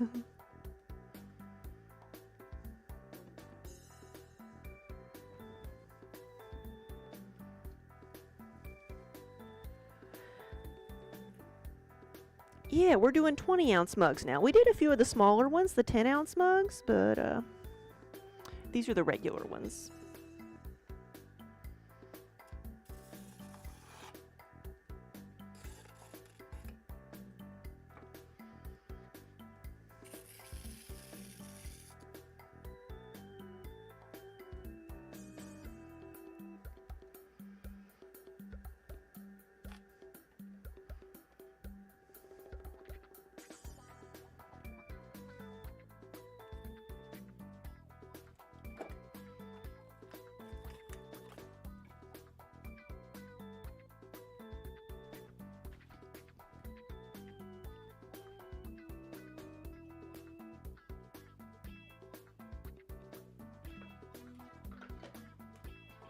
And that is 41.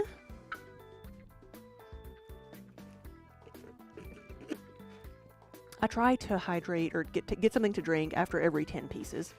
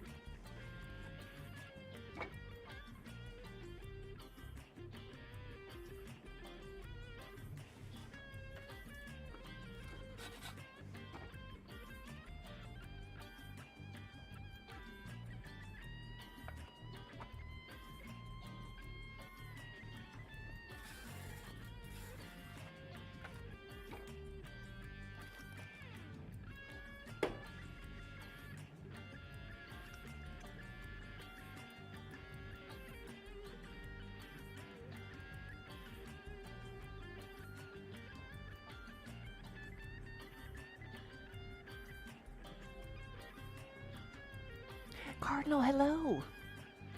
Good afternoon. I'm working on some mugs. We're making it muggy in here today.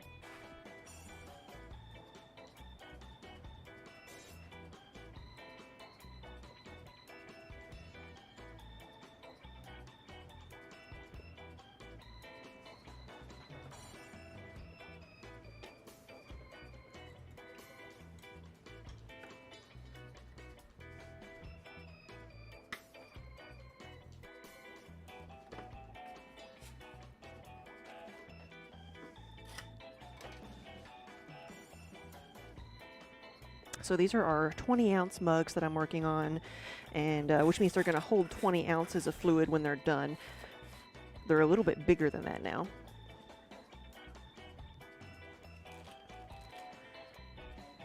Because as the clay goes through the firing process, it will shrink a bit. So I have to make things bigger than I need them to be.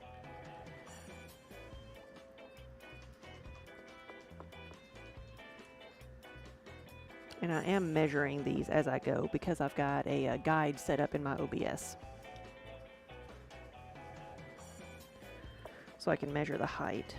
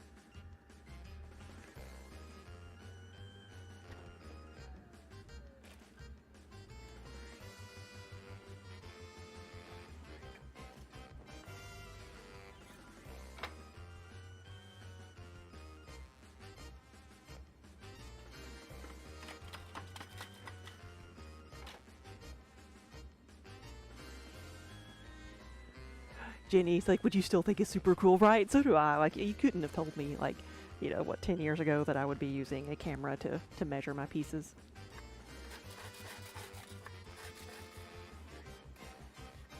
But now that I've seen, like, how some other people do things, like, you can use it, like, some people do the same thing with, like, a bright light, a flashlight, like, maybe to create a shadow so that you can match the piece you're making, the shadow, to a pre-measured shape, which I think is also really cool.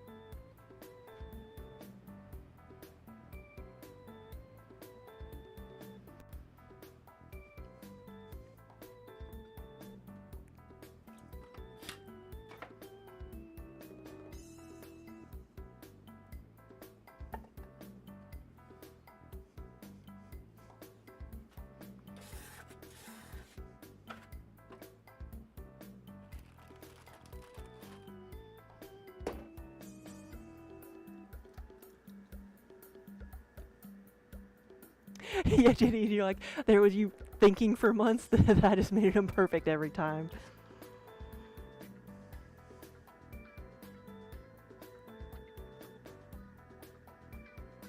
Shouldn't have ruined the magic.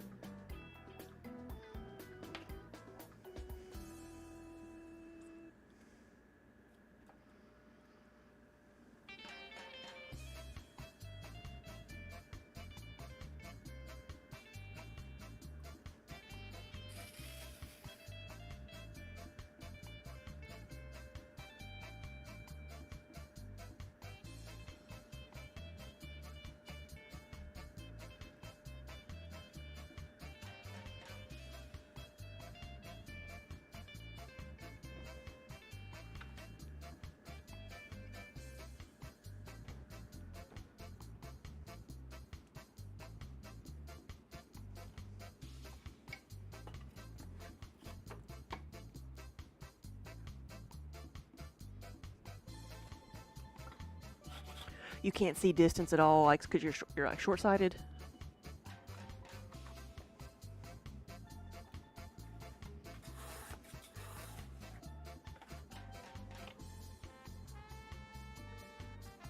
I am also short-sighted.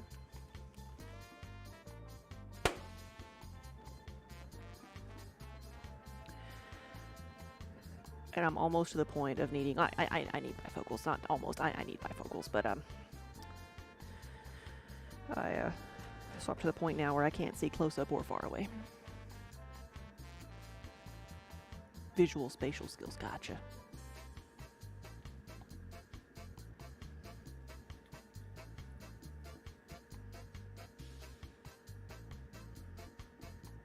But you know your prescription is really strong when the people that you're ordering glasses from kind of laugh at you, because I was like, you know, they ask you questions like, do you want this add-on and this add-on? I'm like, yes, I need the thin lenses. And they look at the prescriptions like, yeah, yes, you do.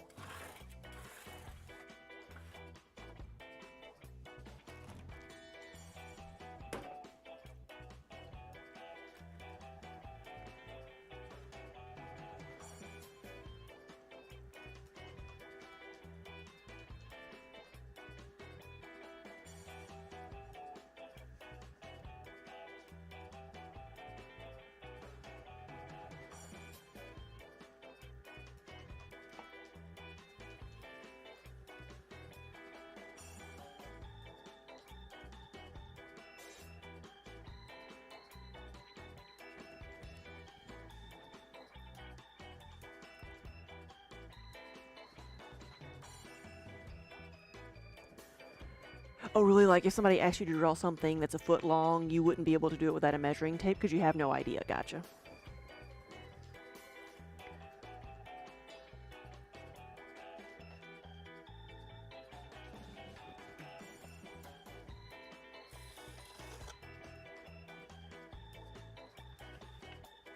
Well, and to be honest, yeah, I can, ballpark something, but that's one of the reasons I started like using the markers on screen, or before that I had my measuring stick I would use, because it was very easy to like over or under guesstimate and have things be wildly different from piece to piece. And then, like, one issue I had was like, well, I was making so many mugs at one point that I was getting really good at making mugs, and I was getting, really good at making my amount of clay stretch further and further, which was kind of a good thing, but also the mugs were becoming really huge and thin and fragile, so that I was breaking some of them as I was just trying to glaze them. So I started like purposefully starting to measure each one just to make sure everything was the same, instead of just guesstimating.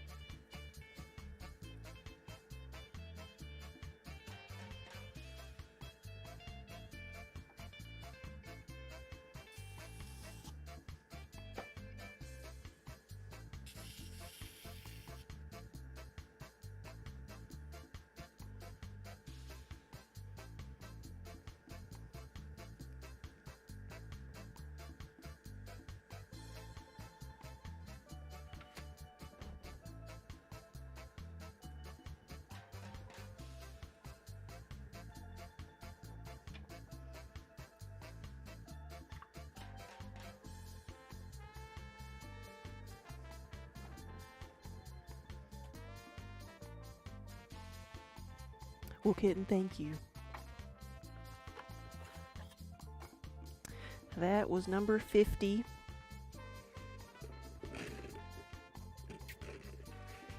So I'll see if we can do another 50.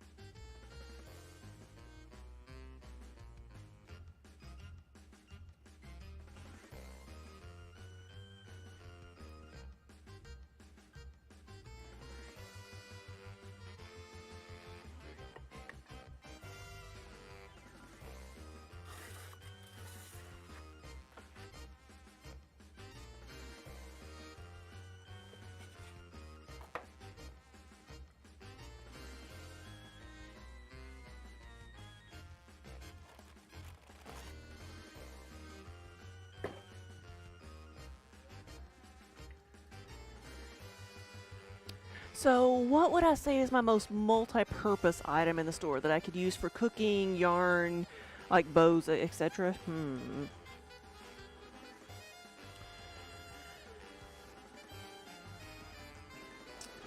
Like, so mugs can be used for, like, for soups or anything that you could, you know, need for a vessel. The soup bowls are probably, like, you could drink out of the soup bowls. You can have soup, ice cream. You could even bake in them because they're wide and a little bit shallower. I'm thinking.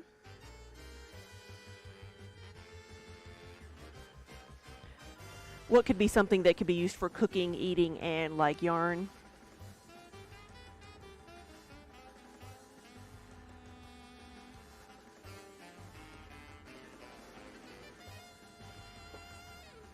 So I don't know if it's on the website anymore, but I used to have something called an all-purpose bowl that was just like the yarn bowl shape, just without the hook in it, because I used to have issues with things drying out too fast before I could cut the yarn bowl hook, so I'd end up with just a bunch of plain bowls that I'd thrown, and then if they dried out too much, instead of just reclaiming them, I would fire them and sell them as all-purpose bowls. And so I think that could be something you could just, you know, you can use it for whatever. Storage, cooking. The pie plates seem to be a very good all-purpose cooking dish because people have sent me pictures of it being used for everything, not, you know, besides pies, but like, you know, brownies and bread and biscuits and cinnamon rolls and like sourdough. Quiche. So that's a multi-purpose like cooking dish. I don't think it would really do much for yarn because it's very shallow.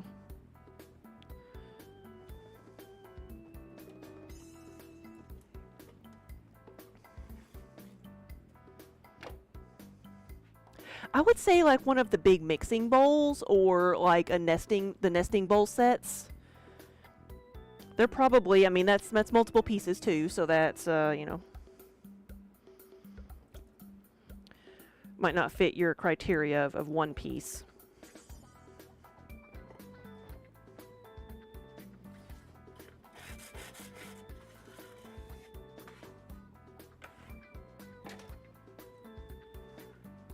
You could technically cook in a yarn bowl, yes.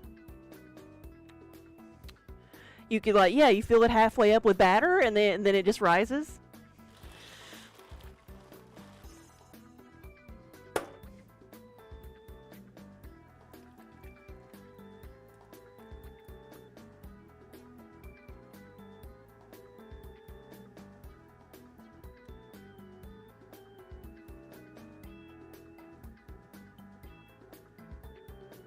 Yeah, it can be used as a flower pot, as a yarn bowl, as a just hold dry foods, candy dish.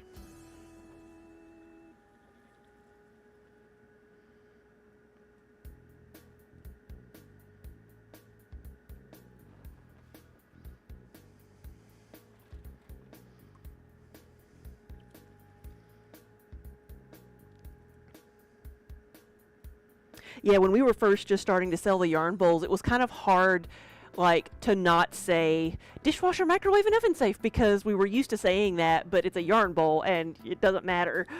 And none of those things matter, but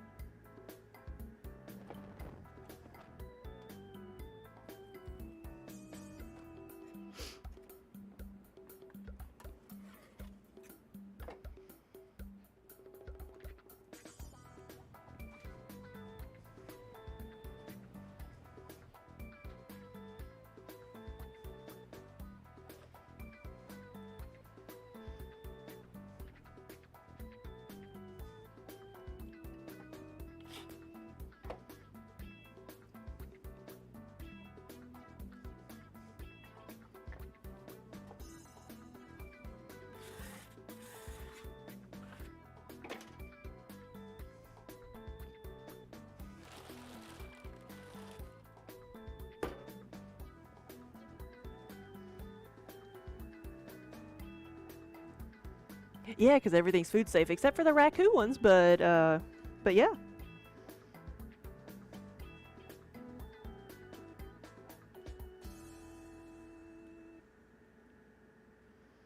I actually had somebody buy one of my seconds that was a yarn bowl to use as a flower pot.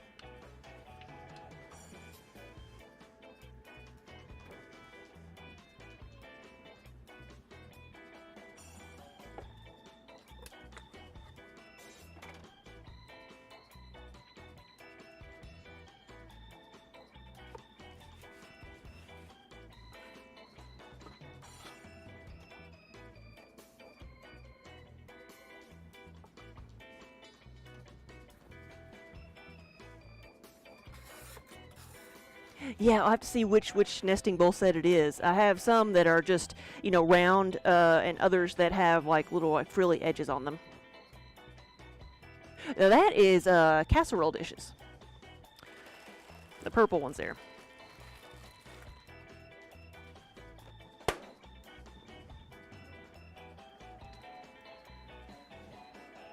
A yarn bowl with yarn covering the bottom would make a tempting cat bed, yeah, if it was big enough.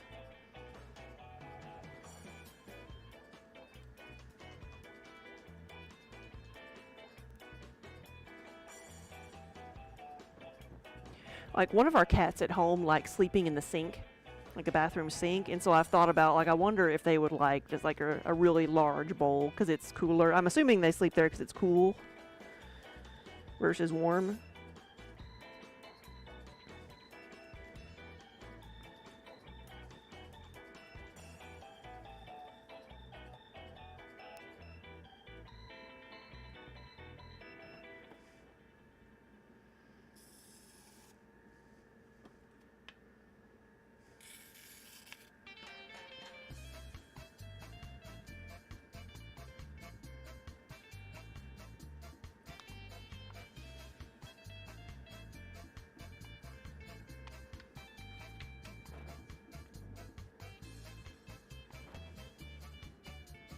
Yeah, if I fits, I sits.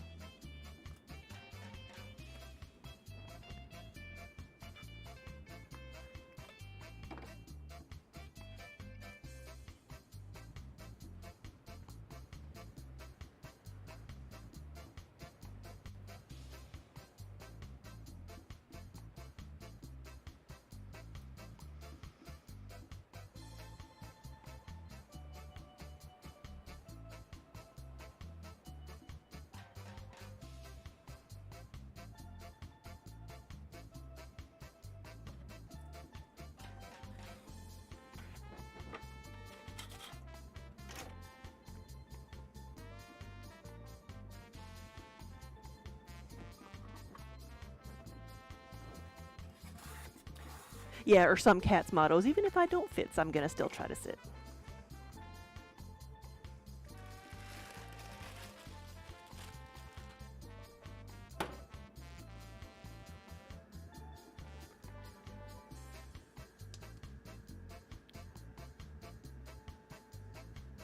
Derpy, you know, the cats are in the front of the studio. They're sunning themselves.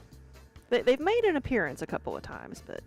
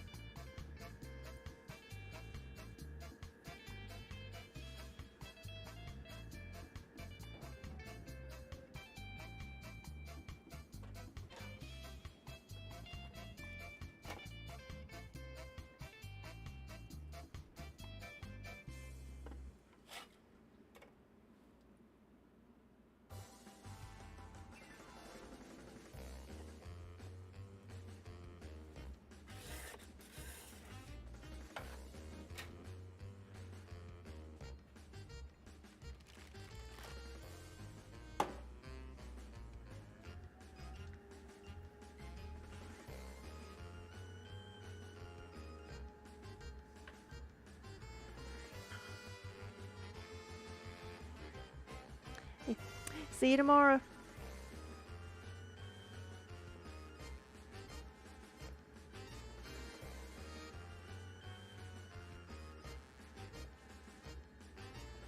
So, Derpy, do I like the repetitive motions of these, or do I get excited to make new things or something challenging? So I do like the repetitive motion. That's why I think I like the throwing so much. I like getting into that zone of the pattern of the repetitive motion. I really, really enjoy that. It is super relaxing. People say all the time that it is relaxing to watch me work. Well, just the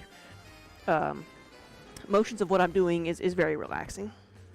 And I think if it wasn't, like, I think that's part of the reason I'm able to do as much as I do.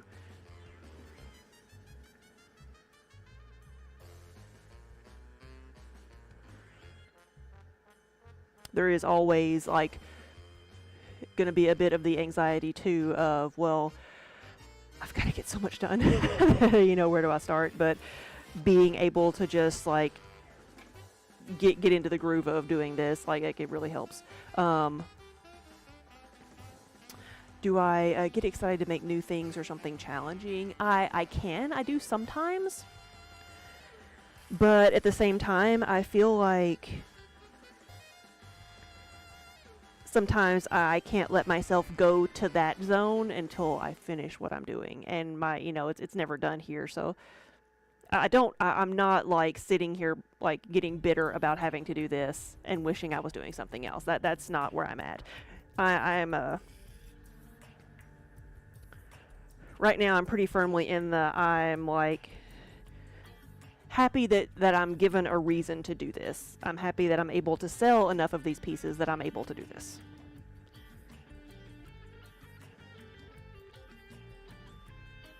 And that's a hard balance to find sometime when you're in a handmade business or like a something that starts out as a hobby that then you turn into a business, because it's very easy to get bitter about not really wanting to do something but having to.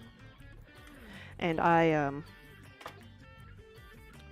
when I was still working full time, I kind of sat down and proved to myself that I could keep up with this, and I could do this, and without, even when I didn't want to, and I did not get sick of it, because I worked a swing shift, so it's like if I can get off work a midnight shift and still have, the discipline to come and get things done, then I could probably do this on my own.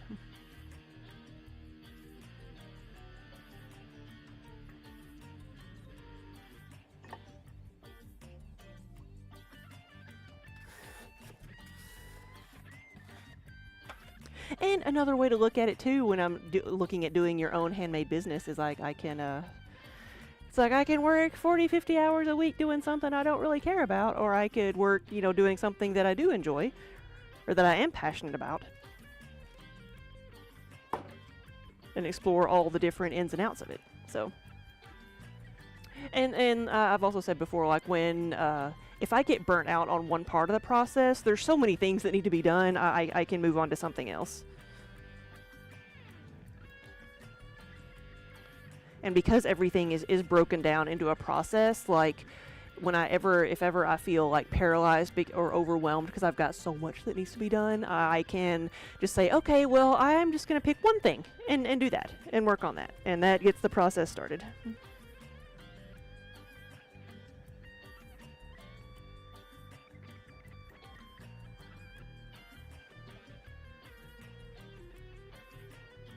Jenny, yes, that so that one is we also have that phrase on the Rogue mug for the D&D mugs. That's what we put on the Rogue mug,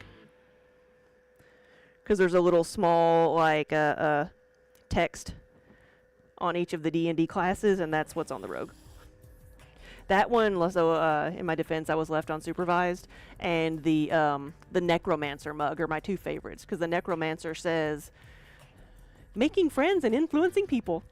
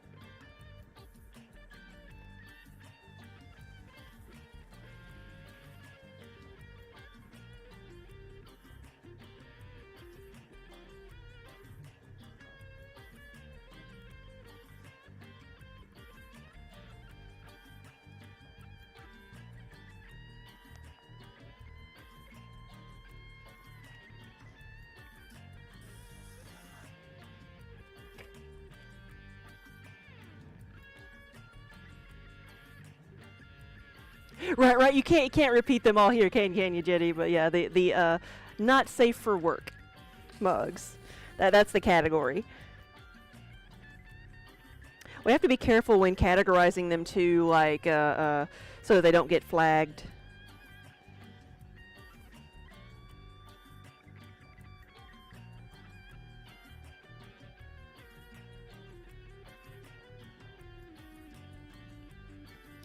But like I love that. Who was it said? Unsupervised shiny. You have a character named Unsupervised Shiny because you tend to wander away from the group. That's what I need to do. Like that's what I do in real life. That's like, oh, what's this over here? When walking in a group, looking in a store window or in a store, just wandering off.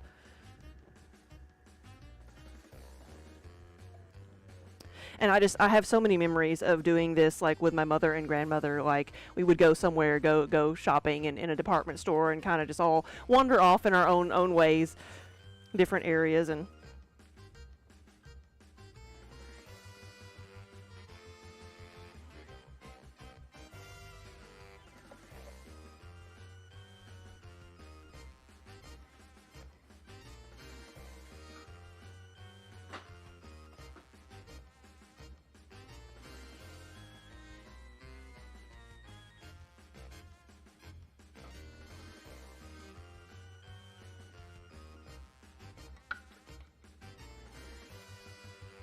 certifiably shiny is your other one.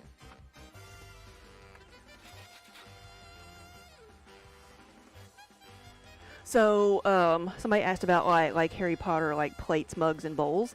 Bowls are easier to customize than the plates. Like you could have like a medallion on the side.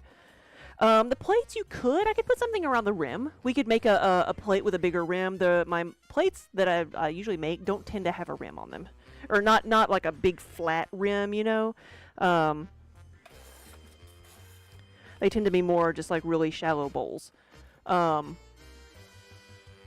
I don't like putting texture on the inside of a plate, because then that's just somewhere for like food and gunk to settle that's hard to clean. I would say the best thing would be to probably like just match the colors. But I'll think about it. We'll think about it.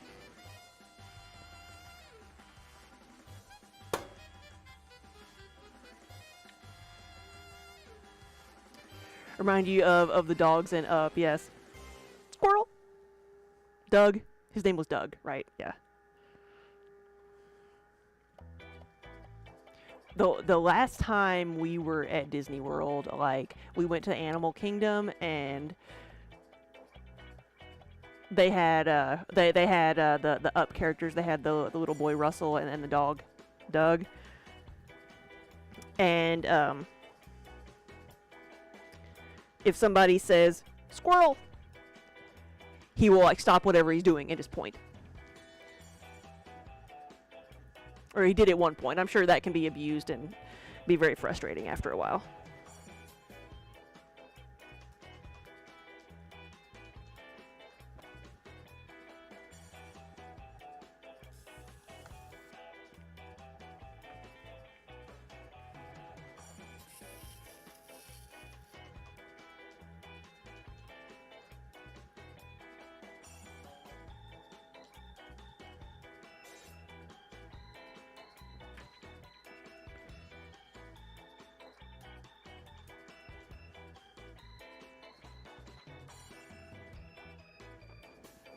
Yeah, like one set per house, yeah.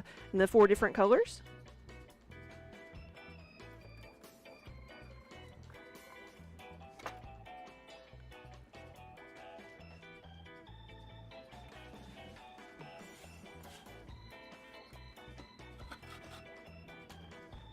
All right, that one was number 60.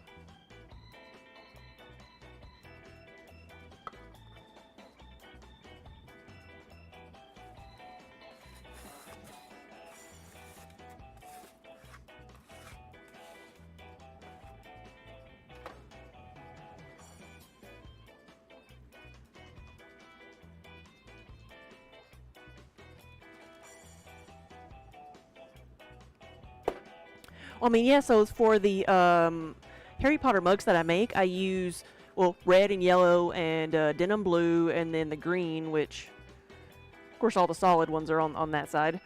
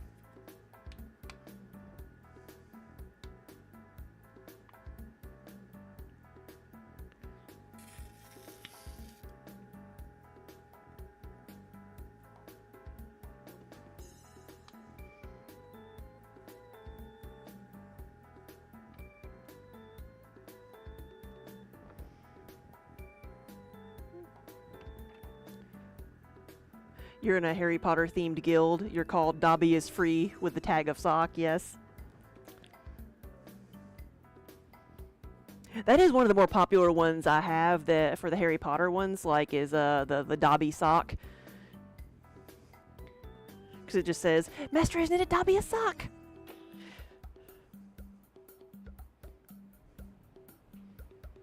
Because it's popular even like outside of the yarn shows. That's where I started selling it.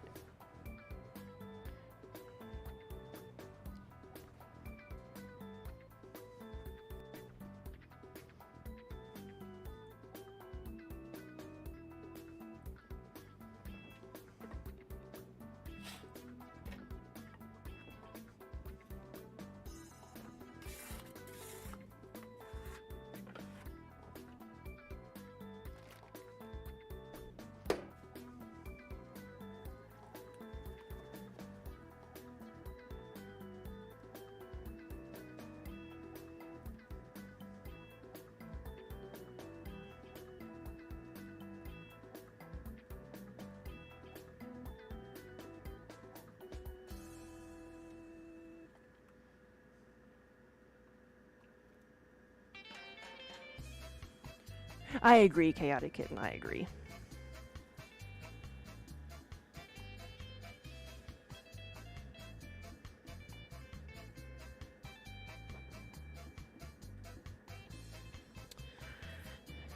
But I can separate the art from the artist and just enjoy it for what it is.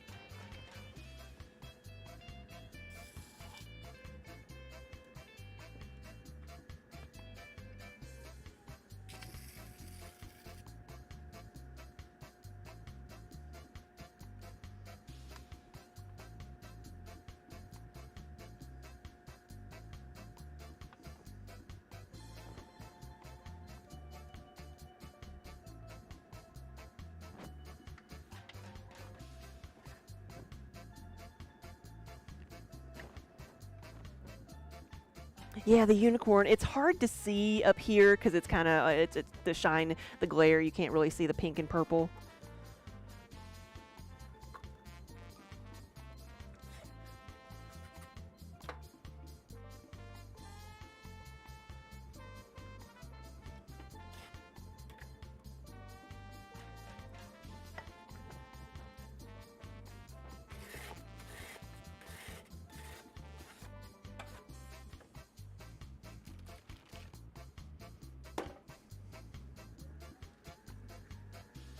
Did I cut the mugs in half? Yes, yes. So that's the 10-ounce mugs, the smaller ones. I just cut them in half. It's like I'm seeing if I have any in arm's reach. I've got some more over here.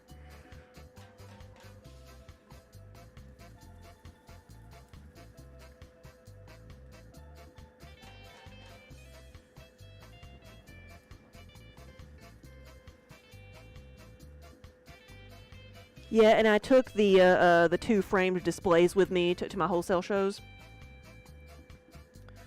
because I usually will make all my samples for bakeware and such in one or two colors, just have all the different forms out, and then have the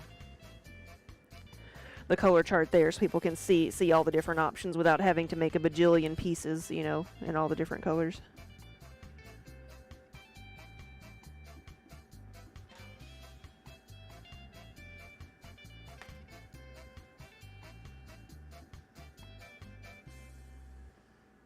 Nope, you need to be taller.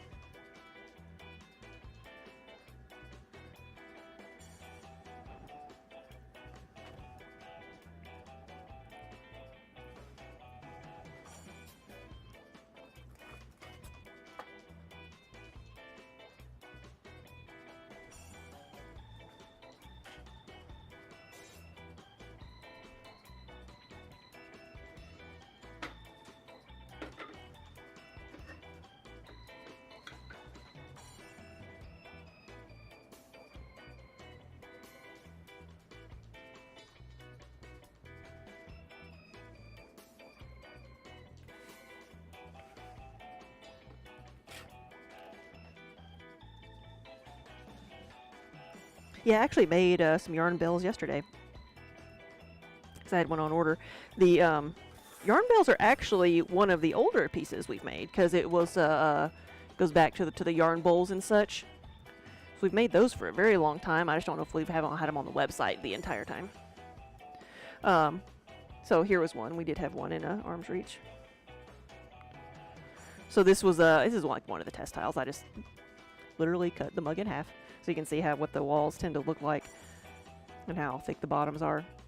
And this was a color test for somebody who wanted a more lavender color. So I put the white on top of the purple, and they were very happy with it. So I use these for not just for showing my colors, but as actual test tiles for different colors, for new colors.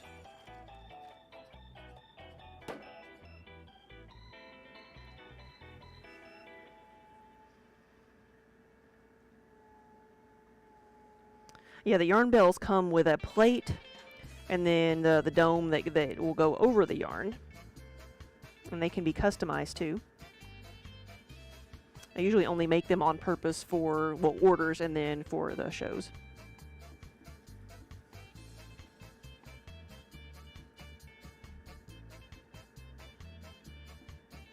But we don't do as many yarny shows anymore, so really I probably only make them like once or twice a year now.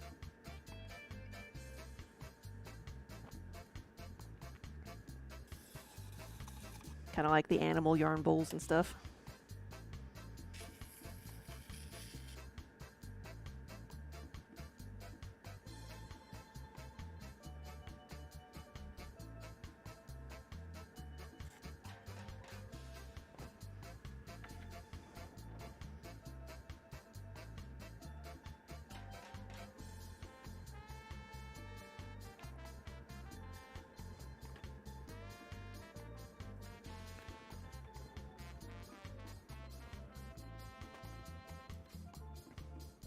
That one needs to be a bit taller, doesn't it? Let's kind of stick it back down.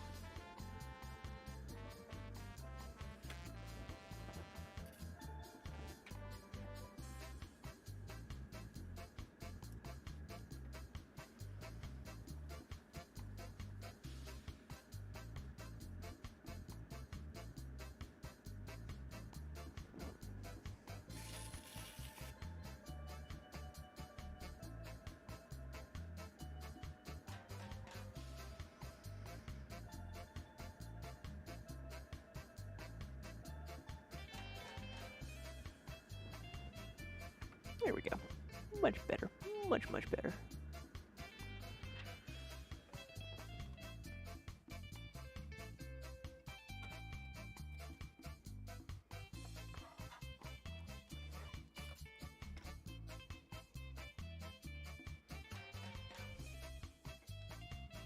Yeah, I don't know that I've ever actually followed that schedule.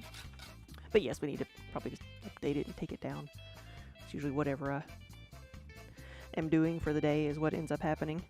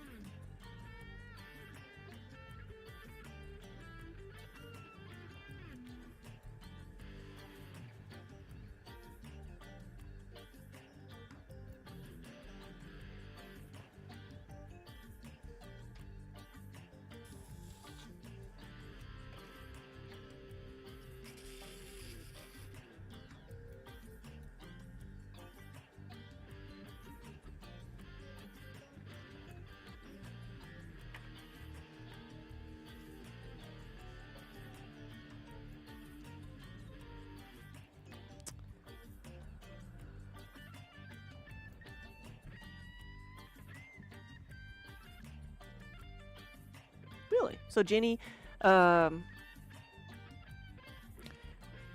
have a notification about stock on the site, but it won't let you go past page 4 of the in-stock section.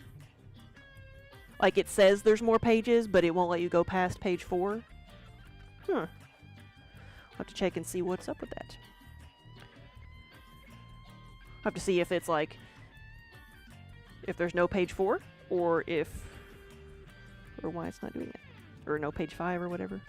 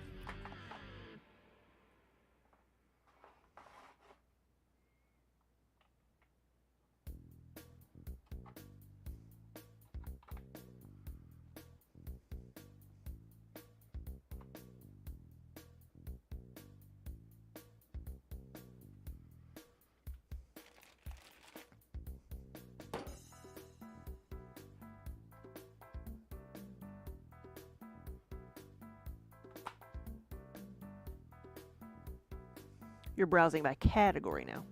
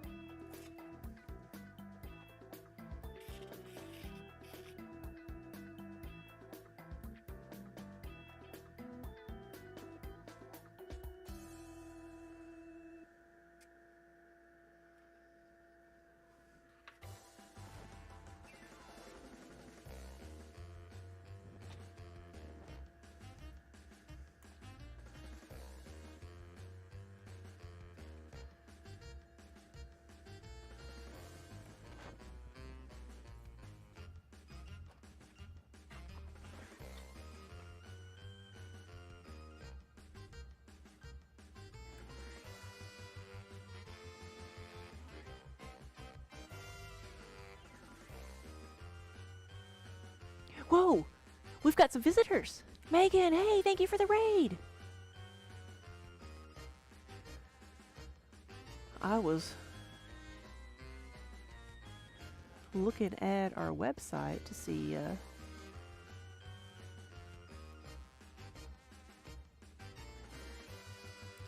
I was seeing if I could generate the same error that Jenny was having. But welcome everybody, good afternoon. We have been making it muggy in here today, and we are in the 60s. We are 66% muggy. We have made 66 mugs so far.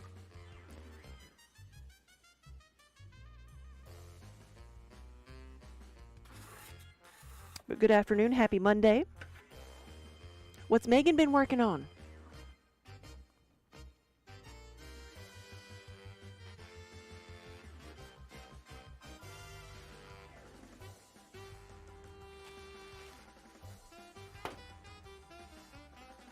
A rainbow sunflower, pretty. Is like each petal a different color, or is it more of like stripes?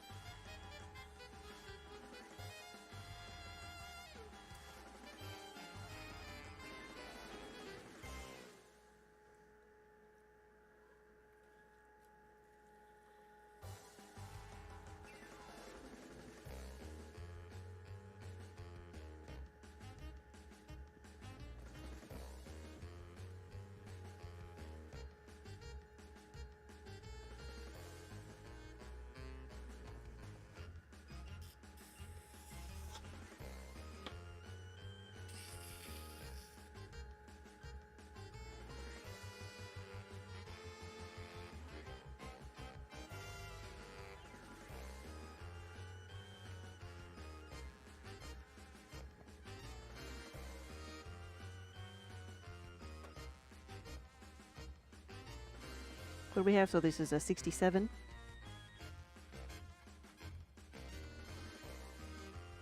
Okay, so it says we have 3 pages in the in-stock section. So Jenny, did you say you were in in-stock, or you were just like in everything? And it wouldn't let you go past page 4?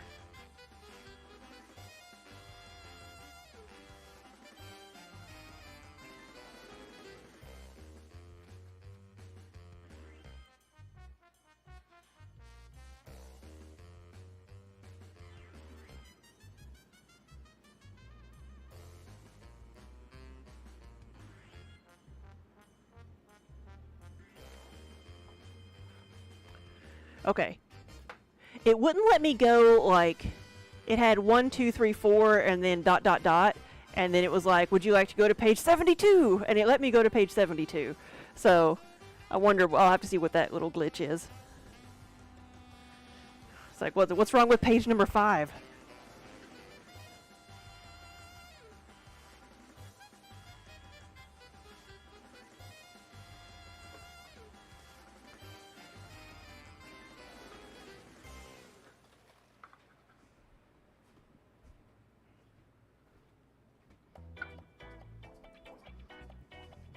Oh, it would send you back to page 1. Okay, interesting. There's always something.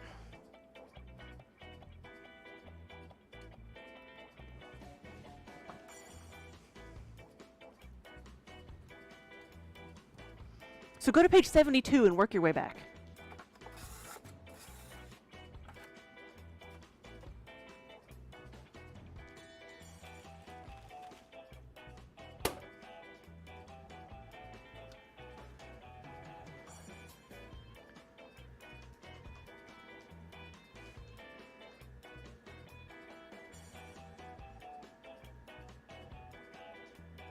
Well, Megan, thank you for bringing everybody over.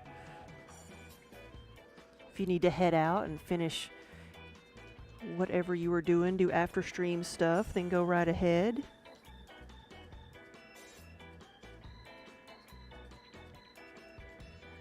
I would like to make 100 pieces today, but I don't know if we'll get there before 6 o'clock. 6 o'clock is supper time, and I'm getting the munchies.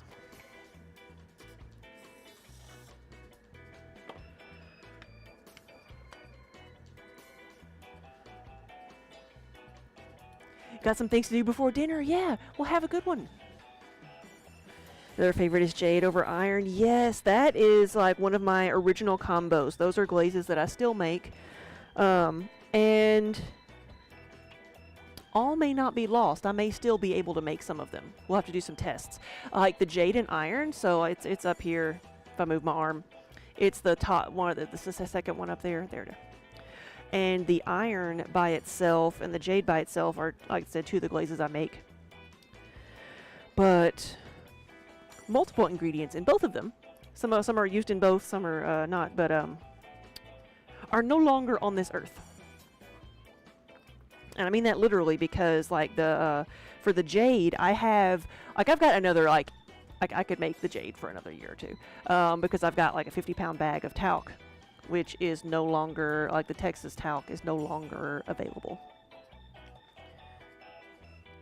But I've got a little bit longer I can use it. And then a couple of ingredients in the past year have dried up, meaning like the mines are no longer, either the veins have been exhausted, or which is probably what has happened, because a lot of time, this stuff just comes out of the ground. We are dealing with clay here, and very specific ingredients that are used in lots of other things are becoming harder to find. And so I was thinking for a while I may not be able to make my jade and my iron anymore. But because we are able to break things down chemically, like people who know a lot more about these things than me have been able to make replacements for some of the materials that, instead of mining it out of the ground and using it, combine 5 other things together and get the same result. And I wondered for a while if it was like worth trying to figure that out, or if it was, is it just time to move on and just retire one color and use materials that we have and make something else.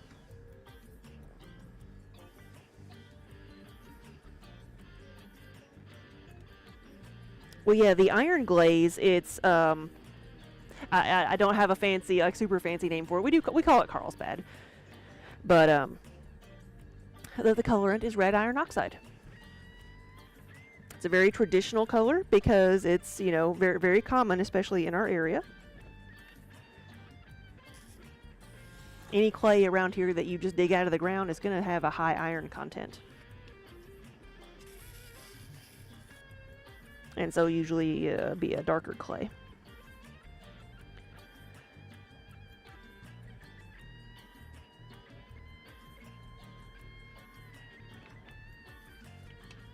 But again, I have enough of the raw materials to make these glazes for at least another year or two, but it's something I'll have to make a decision at some point and do some tests.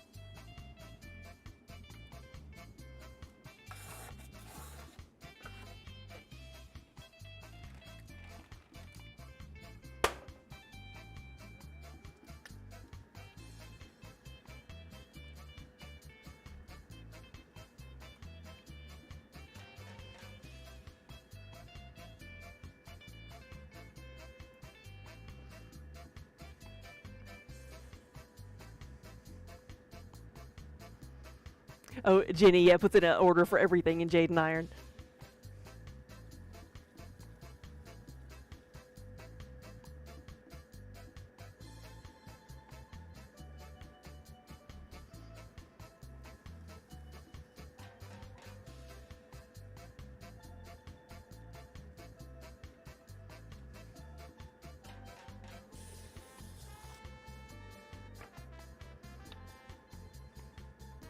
Yeah, and like these glaze ingredients and clay ingredients that are like, no longer available. It's like we know this in a historic sense because a lot of pieces of pottery, that are hundreds of years old or longer or older, there's techniques that we say, oh, well, we just can't recreate this piece, not because we don't know how, it's because the materials aren't there anymore.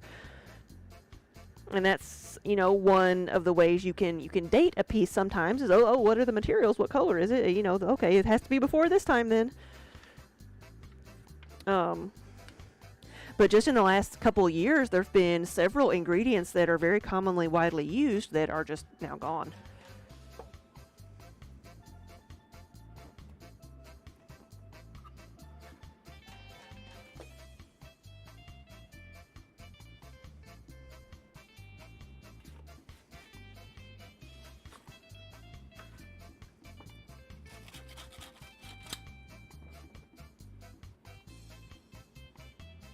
Hey, Wonder Hamster.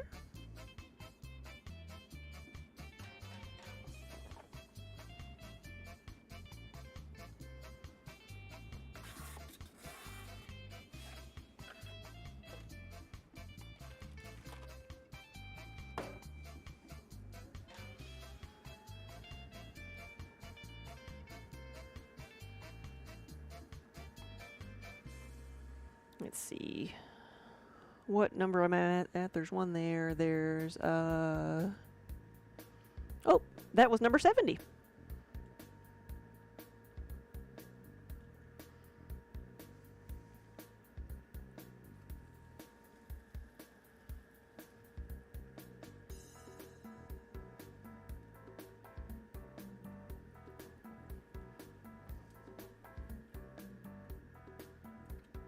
Jenny say it's sad when you think of it like that. Yeah, there's some things that just can't be recreated because we don't have the materials anymore.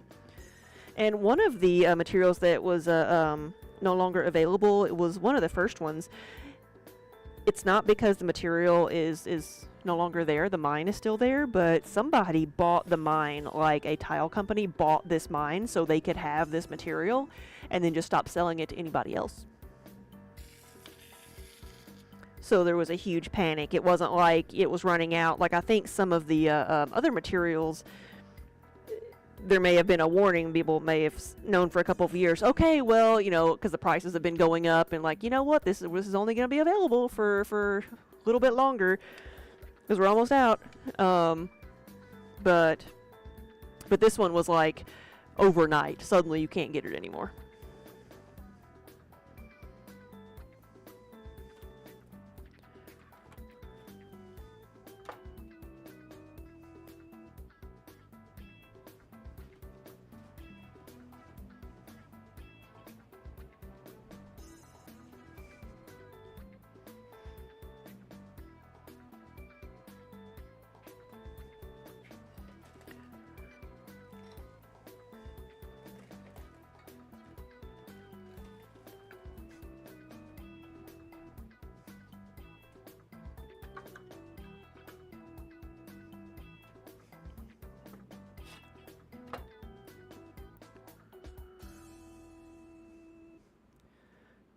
Chaotic Kitten, we'll see you later. Thanks for stopping by. Like, I don't know that anything's, like, bad wrong with it. Like, they were, so Jenny was browsing through, like, all items on the website, so all, like, 100 some odd pages, and for some reason when you get to page 3 and click over, like, to the next page, or no, when you go to 4, trying to go to 5, it sends you back to page 1. You can go to page 72 and go around and look at all the pages, but for some reason, when you go from page like 4 to 5 and through the arrow that says go to next page, it sends you back to page 1. So that's like a really random weird thing.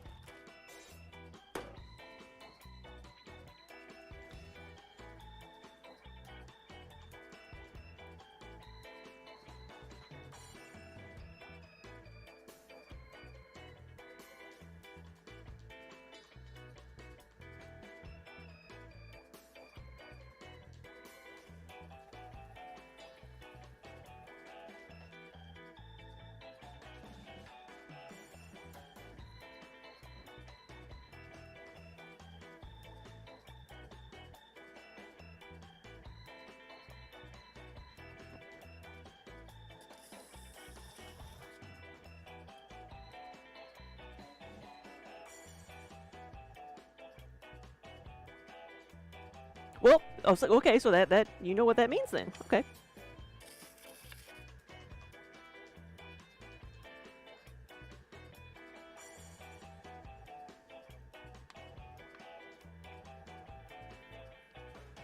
Yeah, the website got so excited it couldn't handle it.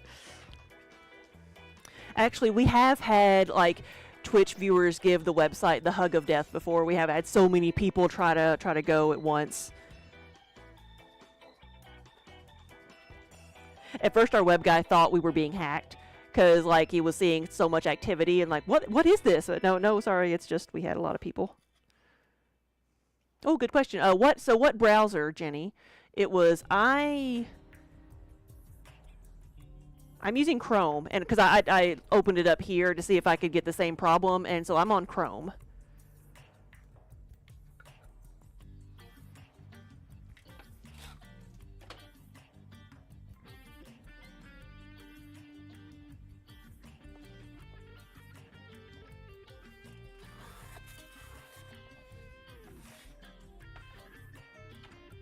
Will I be doing any trimming today or only throwing? Only throwing. Like, these do not get trimmed at all. The mugs do not.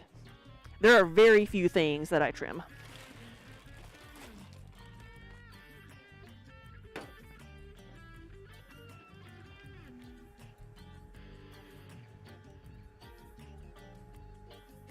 As a matter of fact, I had this up here I showed earlier. This is some of the test tiles that are back there. What I do is I make some of the smaller mugs and cut them in half. Like that is the cross section of the mugs. These may be a little bit thicker because they're bigger mugs, but that's the proportions. Like they do not get trimmed. This is how they come off the wheel. For smaller things like the mugs, I think like trimming for me is an unnecessary extra step. I like the flat bottoms on the mugs. Now, there's some things like bigger things I will trim, like berry bowls and stuff I will trim, but very, very few things. I'll trim teapots. But I'm not like enamored of a trimmed foot.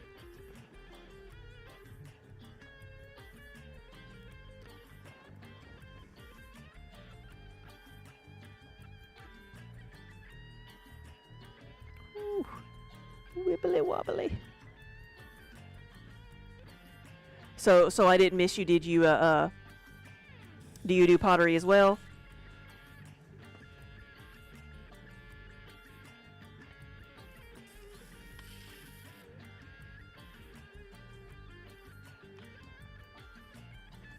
Yeah, that's a victim of the lighting in here. That was actually purple, like a lavender color.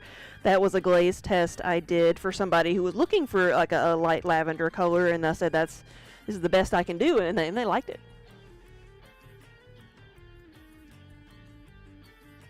But a lot of the a lot of times when I show something purple, it looks blue, kind of like my shirt.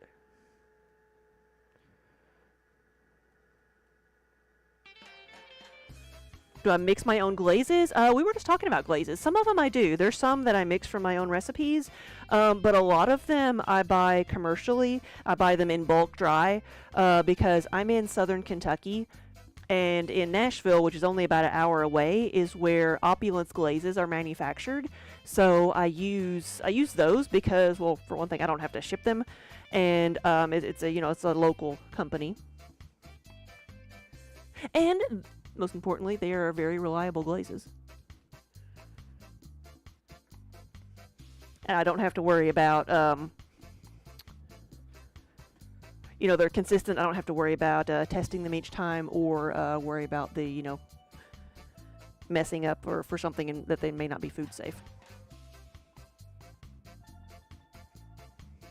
Yeah, you took some classes at your local college, and it was the best. Yes, well, that's where I got started.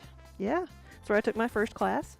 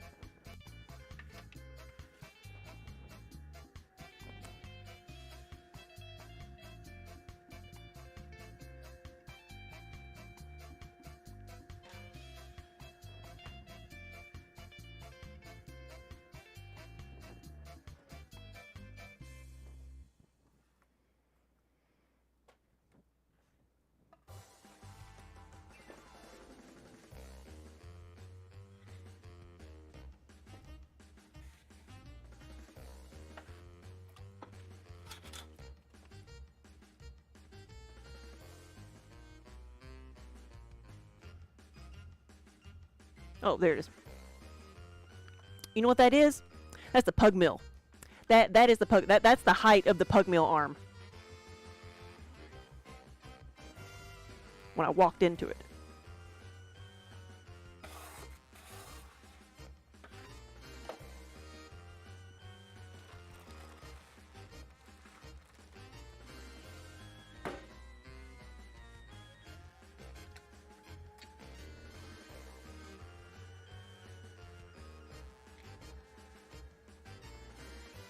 That pug mill has been the cause of more bruises than anything else. Like, because the arm sticks out and you don't realize, like, you bump into it or it grabs you, or if you're like going underneath the table to get something come up. I don't think I've hit my head on it more than once because I try to be aware of it. But if you stand up, you're gonna knock yourself out. But not too long after I started streaming, like within the first month, like I was back here, like, so the pug mill arm, like, you know, it rises up and you can, like, it'll like stay up or balance itself. Well, of course, one time I lifted it up and didn't put it all the way back, and I went to look into the pug mill to see how full it was, and the thing came back and hit me in the head and like knocked my glasses off and everything, and oh, it hurt, and it ended up giving me a black eye.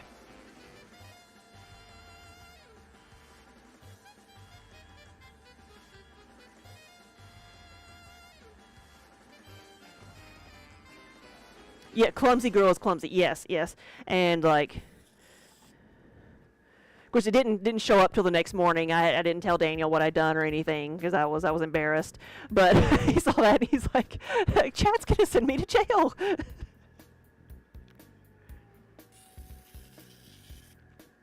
But luckily, you couldn't really see it with my glasses on. Hey, buddy.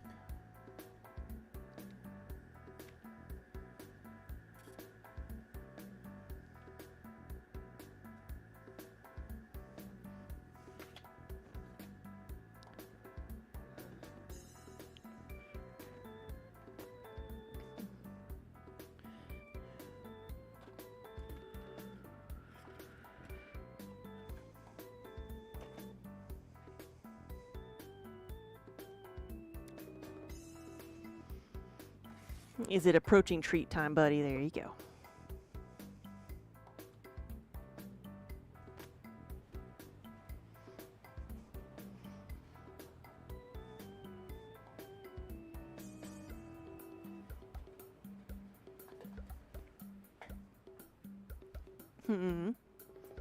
I got a few more I need to make. I could have told him that he did it in his sleep. Yeah, no, I'm the one who's more violent in my sleep. I was like dreaming one night and like he woke me up like, because I was kicking the fire out of him. I was apparently, and so. And I remember the dream, like, or vaguely, like, I remember I was being chased by something, and I just turned around and started fighting and kicking, and it was like, it was satisfying. I was making good contact.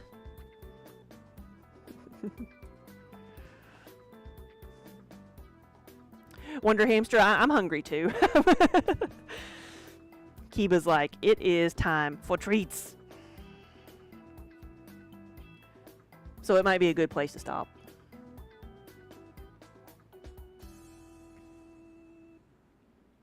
We got 75 pieces. Yeah, hamster, yeah.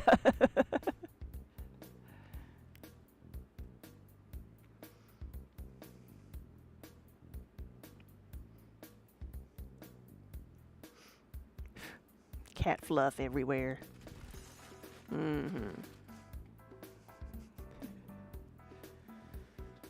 There we go. Ooh, that face.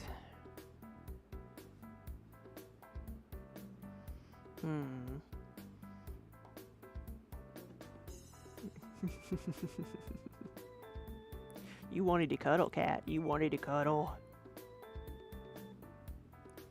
I know, it's horrible, isn't it, Wonder Hamster? Supervisor. Hey, crazy cat lady. And Jen.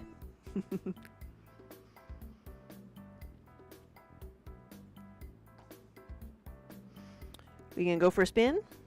Ooh.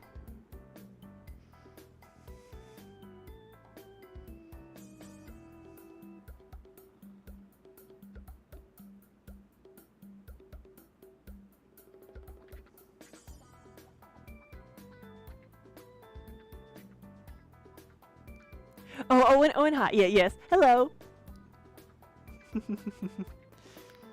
It's okay. I know who the true star of the show is. Yes. Your nose. You got a scratch on your nose. Did you have another conversation with Minnie?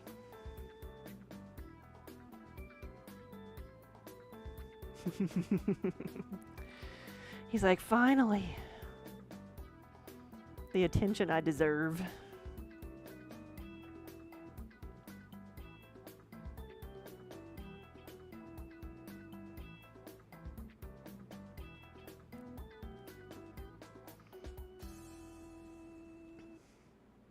All right, let's see who else is on here.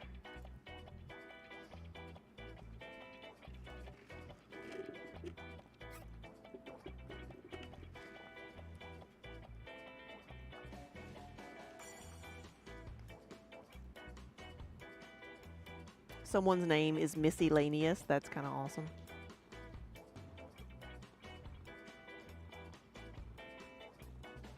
Hi.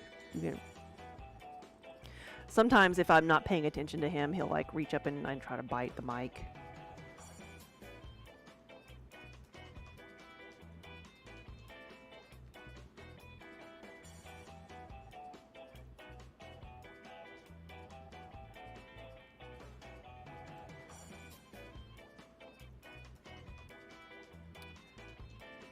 Let's go see the traveling tatter.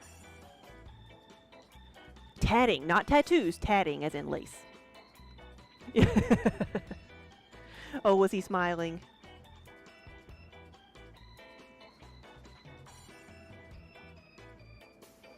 So guys, thank you for hanging out with me today. Thank you for watching. Have a good rest of your Monday. We'll be back tomorrow doing probably more of the same. I'm gonna see how these dry out tonight. If they don't dry out, then I'll be putting them together tomorrow. Kiba's helping me get cleaned up. So guys, like I said, thank you for watching, and I will see y'all later. It's time to feed the kitties and the hamsters. Have a good night.